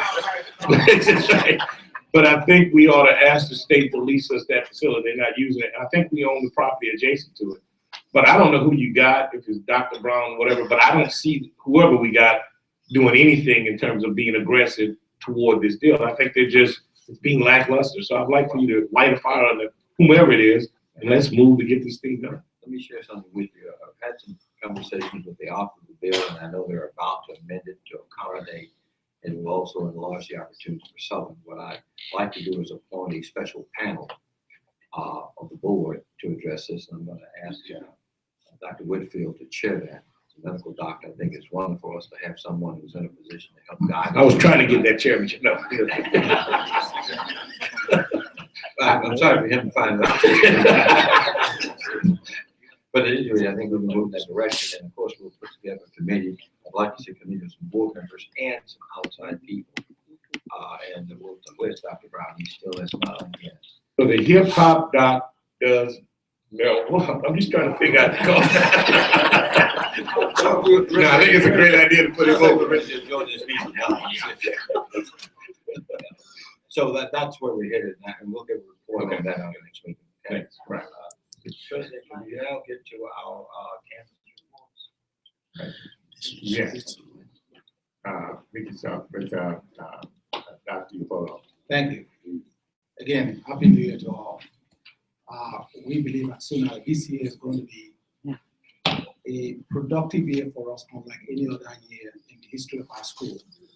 But before I go there, I want to really echo support and take a direction from the president regarding the comments he made on 7E. I know most of the discussion around 7E, dealing with salary adjustment, centered around the experience here at SUDR. But I also want to share with you some of the experiences we have at SUNO with regards to keeping our faculty. I know firsthand, of course, this is my 10 years ago at this board meeting, you made me chancellor.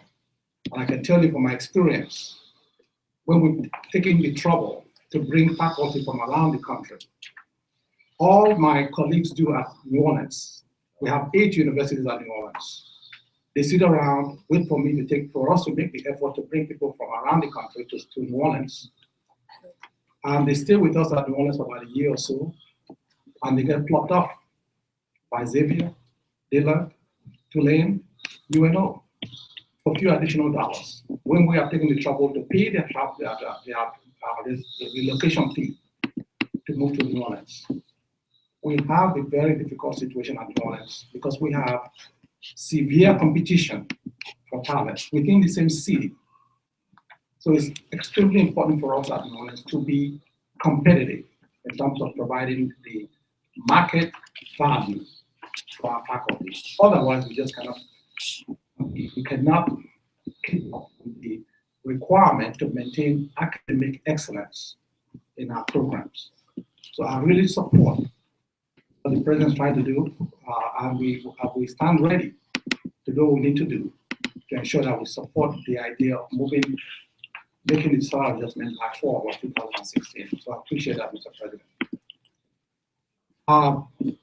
As far as our SACs, as you know, we are going to be submitting our interim report of SACs in March of this year. And we're well ahead of the game now in getting that report finalized. And we're going to be sending it to SACs. This submittal does not require campus visits. It requires to submit the response to the inquiries. They're going to review the offsite and let us know. And we expect that everything is going to be just fine. Last board meeting, I reported to you that we are working with the Law Center to establish an MSW/JD program. We expect, along with John Beer, to come to you in February to inform you that we've already gone through the necessary requirements, done the review, the research to get this program going at SUNO. Already we're beginning to receive inquiries at SUNO regarding this particular program. We are going to be the only institution, public institution, that's providing any kind of law degree in New Orleans. Thanks to my friend Tony Clayton that made that suggestion to us earlier. It is something that is really very much in need in the area, and we're beginning to get calls already about that particular program. Earlier I said that SUNO is going to experience the best year this year, unlike any other year in our history, because we are going to have 4 groundbreaking activities at SUNO in 2016. Mr. McClinton mentioned 3 of them already, so I won't repeat that. But the 4th one is the central plant, to the point that the university will be transformed in terms of our facilities, and that by itself will allow us to be able to attract students from our region and from beyond to come in. We're going to be having state-of-the-art natural science building, education building. Right now, the social work building is already ongoing because we are the groundbreaking late fall. So the university is going to be practically brand new. So we are looking forward to 2016. Thanks a lot. That's my report. Thank you very much. Chancellor, yes, Chancellor's report. Thank you, Mr. Chairman, honorable board members. Let me take this opportunity to wish each and every one of you an effective and productive new year. And thank you again for allowing us to be in your service. We would like to first of all acknowledge the fact that indeed the honorable board member, Reverend Joe Gant, was instrumental once again in having the prayer vigil in Shreveport, a 42-hour prayer session where he has done something unique. He has brought these two HBCUs, public HBCUs in the state of Louisiana, Grambling and Southern University together. And what we do and what he, at his leadership, his encouragement, we come together and we pray for these two institutions and HBCUs from around the country. It was, as the old folks say, a glorious, hallelujah, good time. Our president, Dr. Belton, was there as keynote speaker, and I must indeed say again, kudos to our national alumni president, Preston Castile. We kind of call him the ever-ready bunny in our part of the country. He came up. I was rather inclement weather at the time. He came up, made a presentation. Just his presence, you would imagine, in the far-flung corners of northwest Louisiana and the northern piney woods of northwest Louisiana. Meant a lot to us, Mr. Castile, and we appreciate your coming out. But it was a glorious time. And again, Reverend Gant, we thank you for having the insight to offer up this prayer service for us. We have before you a report, a chancellor's report that is quite extensive. I will offer it for your consideration. It will give you a lot of the accomplishments and things that we've done. I'll only add one other part to it as we close. And this past Tuesday, December 5th, I believe it was, January 5th, the Caddo Parish School Board at its meeting had its annual report of dual enrollment programs. Something unique happened. They cited at that meeting that Southern University in Shreveport, Sussex, has the largest number of dual enrollment students of any college or university in the state of Louisiana represented in Caddo Parish. Now, that's pretty significant in itself, but they also made another observation. They attributed the fact that with at least two of its urban schools, inner city schools, they have seen a spike in those students who are on track to graduate as seniors during this academic year. There's something unique about that that kind of gets us all excited. Because first of all, you have a large number of students now who are potential college-going students. And of course, it just simply adds value to students in our area. And of course, we certainly hope that they will exercise some choice to further their post-secondary education pursuits at Southern University, one of our campuses at least. And we're quite excited about that. It's always kind of good to be first in something, and we were glad of that. That's my report, Mr. Thank you very much. I wanted to also acknowledge Reverend Gant. He offered a very substantial gift to the Southern University Foundation Support Scholarships within the system. I want to acknowledge him and thank him for that donation. Thank you. Chancellor Brown. Good morning. Happy New Year. You have received our report. There are a couple of things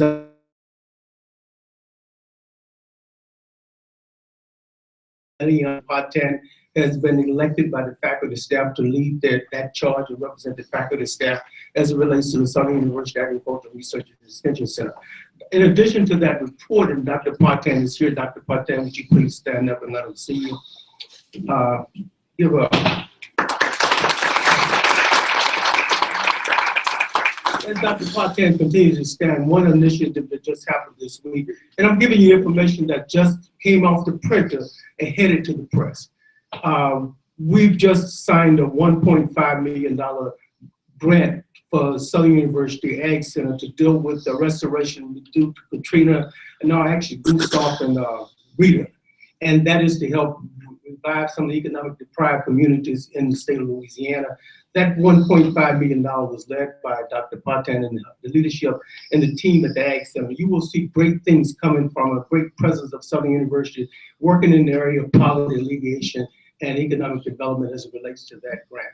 Thank you, Dr. Partan. Thirdly, we are all fired up in the Southern University Agricultural Research and Extension Center relative to medical marijuana, a natural medicinal products. To that end, this morning, working with Dr. Stubblefield and others on the team, I have a report that I will give to you when we leave here, but we'll save the major report for another day. But we do have our lawyer who's working with a master level trained agricultural lawyer, MPA trained, economic trained Ms. Ransberg, who's helping us to lead this charge, along with Dr. Snowden, who's a PhD toxicologist, Dr. Renita Marshall, who's a veterinarian, and Dr. Chen, who's a PhD agronomist, along with the environmental toxicology department. Would you all please stand and be recognized?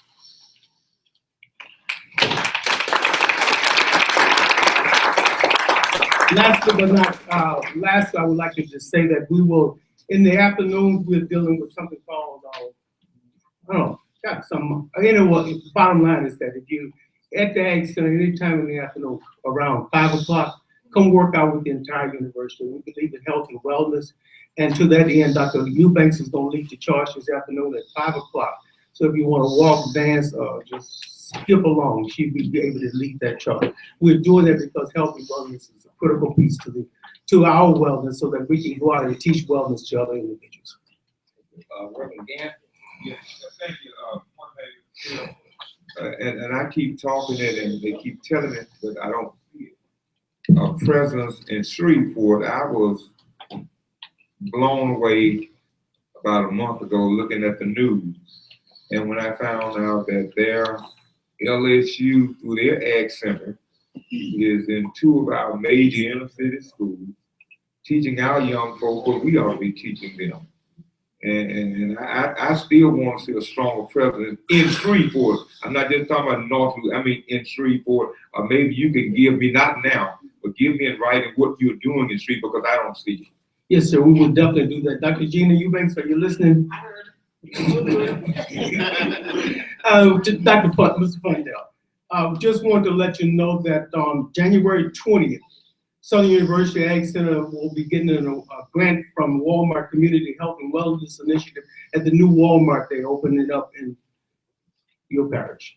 And I also want to commend you and your staff. We reached out to the Ag Center here about a month and a half ago about meeting with our local Chamber of Commerce to give some information that you can go on. I think y'all may have visited Opelousas in the past, and we've initiated a conversation at some point, hopefully before the end of the month. They'll be coming to share that information in our area. So thank you and your staff for that also. Mr. Watson?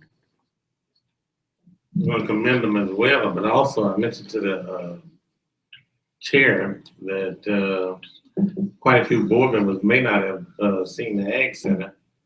And the vice chair and I were riding around early this morning, saw a bunch of pigs running around. You know, he's not from Natchitoches, believe it or not. He's from one of those little small towns. And I saw him get out of his car, and I thought he was going to reach in the back and pull out his rifle, but he was just impressed that there was so many things back there. And I think we need to probably expose this board to a little bit more about what goes on in the Ag Center. And I'd love to see us have a visual tour, not necessarily the pig pen, but the building is phenomenal, and the technology that's in there. I think we met last year on an international project that's on the business side of, and it's phenomenal what they have on there. So hopefully we'll be able to get a tour next meeting us other campuses. The word phenomenal, you said many times in the paragraph. Tony, you're phenomenal. Thank you very much, Dr. Brown. And we'll move on to Chancellor Pierre. Again, good morning and Happy New Year. You have our report. I have to supplement it with a few things. So I'll be going through that. This evening at 6 p.m., we will have our hooding, essentially commencement ceremony for our mid-year graduates. This is new to most board members. We sent out some information to the board, an invitation to the board. So that essentially, now that we've had our evening programs now for about 11 years, we have generated a number of graduates who essentially graduated mid-year. And prior to the last 6 years, they basically just left, but we have gotten such a number that we actually hold a ceremony. We're gonna have that in the student union. at 6 p.m. And this is the first time it actually coincided with a board meeting, we realized, because typically when we have it, the board has already met and so forth and so on. So that's going to be this evening. We're going to have about 30 students participate in that, and our speaker will be Attorney DeMorn Brothers. I mentioned that in the November board meeting. I don't think it resonated as much as it does today. So I wanted to make sure that we recognize that particular event. Did you provide a list to this board of the graduates? Yes, sir. We did that in November. That was Yes, sir.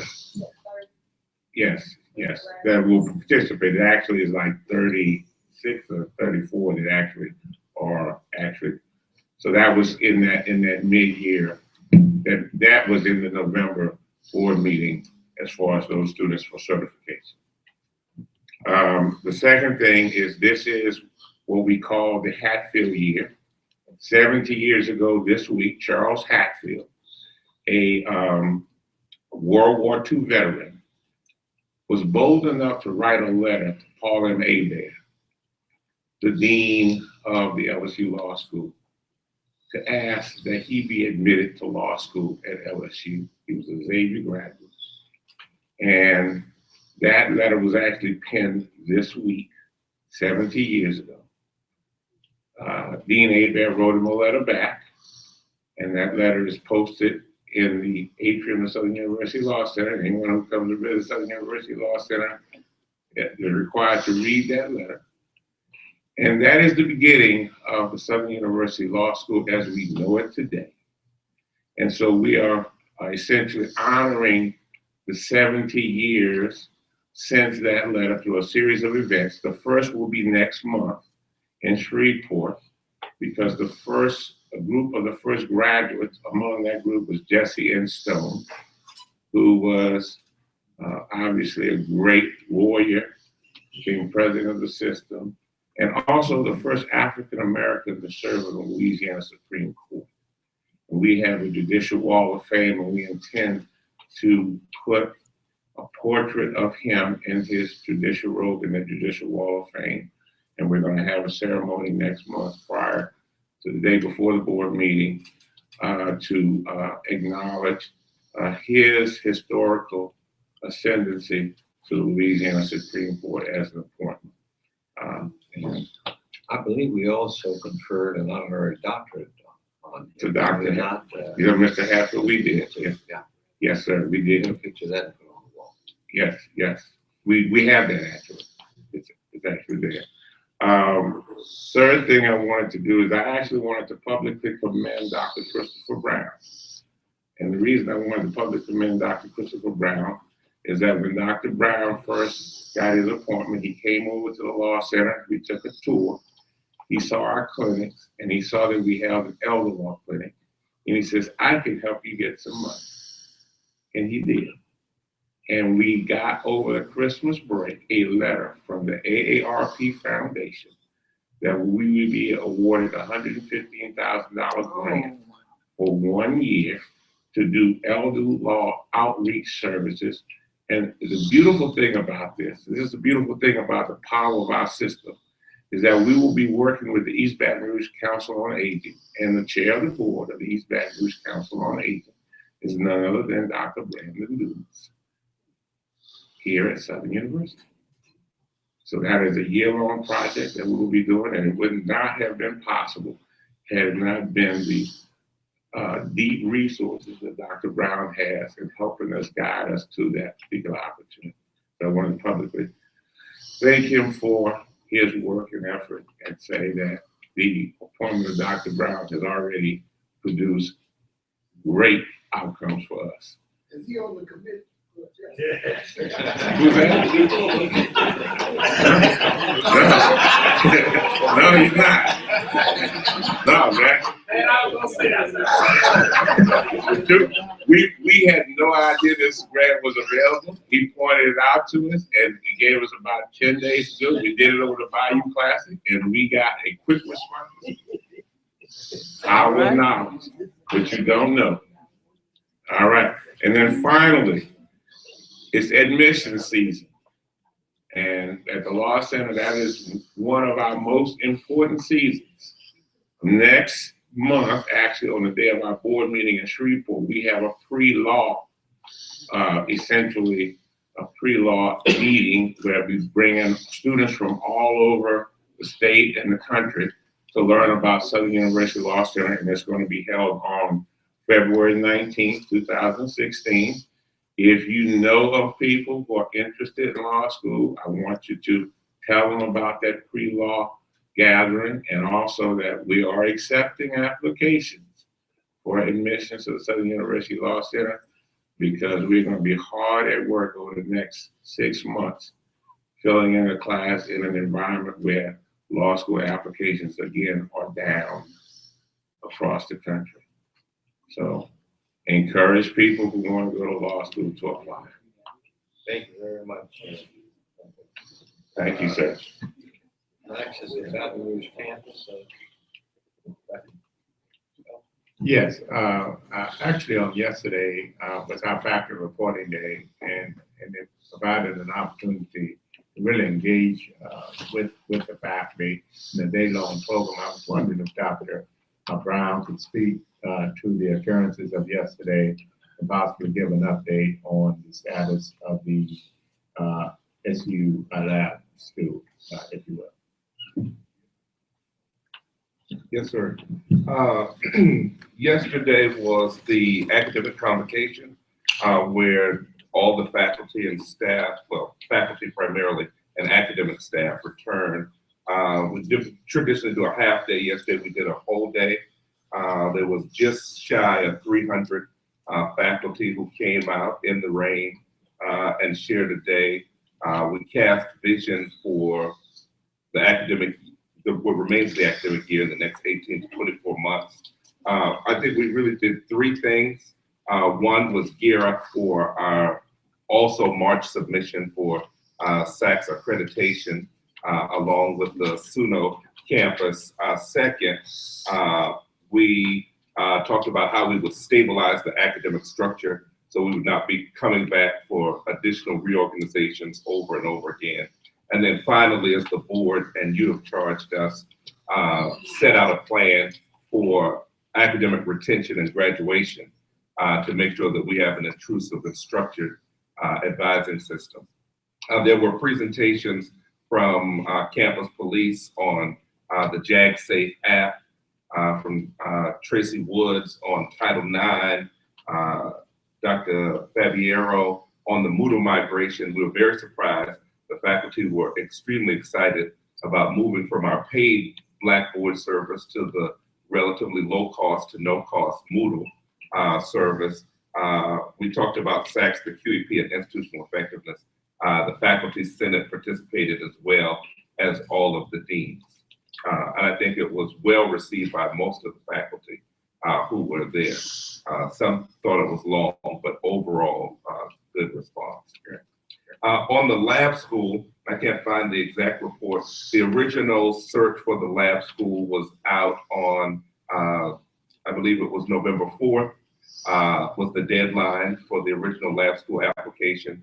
It was extended to December 12th, and now it's been extended to January 8th. The co-chairs of that search are Dr. Virginis Peoples and Dr. Brandon Dumas.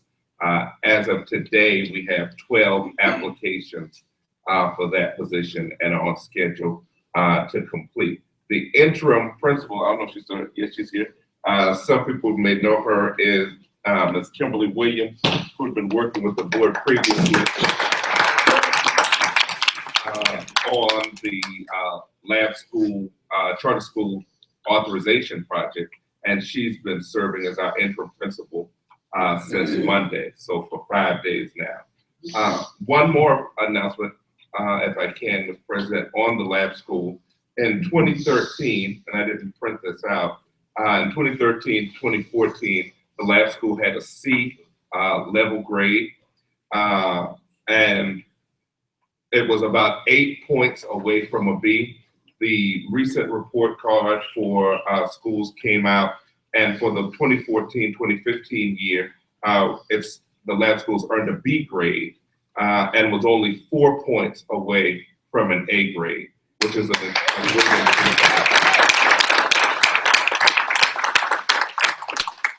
Thank you.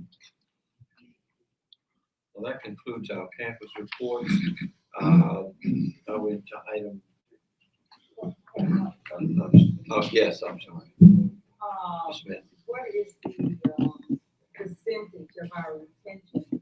Maybe they're not ready to present that to us yet, but how are we doing as far as levelizing? I did take note on Mr. McClinton's report, and it was good as far as the finances. So what about the actual one bodies that are coming back? It may be a little early for us to get that data because I don't know, we've moved to the registration unless you want it up to date. Registration also will be next month when we plan to get that. Get that update. Yeah. Yes, sir. Yes, we are. One thing, or two things, I'd like to circle back on the hoverboard issue next meeting, so I'd like to have that as an action item. However, I'd like to suggest to the President, Chancellor, that he have a discussion with Mr. Diamond along with the student campus leaders to see the direction that they would like to go before we make a final decision on that issue. And secondly, I'd like to commend a guy who attended law school with me. He was a year ahead of me, although we weren't actually, we didn't graduate together. Chris Hebert, who, as I understand, is going to be appointed the director of gaming under Attorney General-elect Jeff Landry. As I understand, gaming is one of the hotbed directorships that they have, and to say that he entrusted Southern graduate with that position. No, he's not here. I just wanted to make that statement. Yeah. So Jeff entrusted it with that, and I think that's a major statement insofar as the Attorney General-elect's commitment to have a diverse staff as well as its commitment to Southern University Law Center and our graduates. Thank you. Thank you. Yes. Piggyback on what you said about the hoverboard, and I'm not hovering on this hoverboard issue, but I am. Mr. President, just as President Obama issues executive orders, I think you might be able to issue an executive order before the kids come here next week. Talk to our student government president, work in collaboration with him. But I do believe to keep from having any chaos, you might have to issue it in order as it relates to that. I'm not going against my colleague. He's spoken today. They didn't want it on the agenda, but I do believe we should address that before the kids come back on campus next 2 weeks. But they can't be on the road. So that's another law. We'll have that engagement and make a decision about that. Well, seeing that we have moved appropriately closer to the time for adjournment and hearing the reservation. Second. 10 to 12. Thank you very much.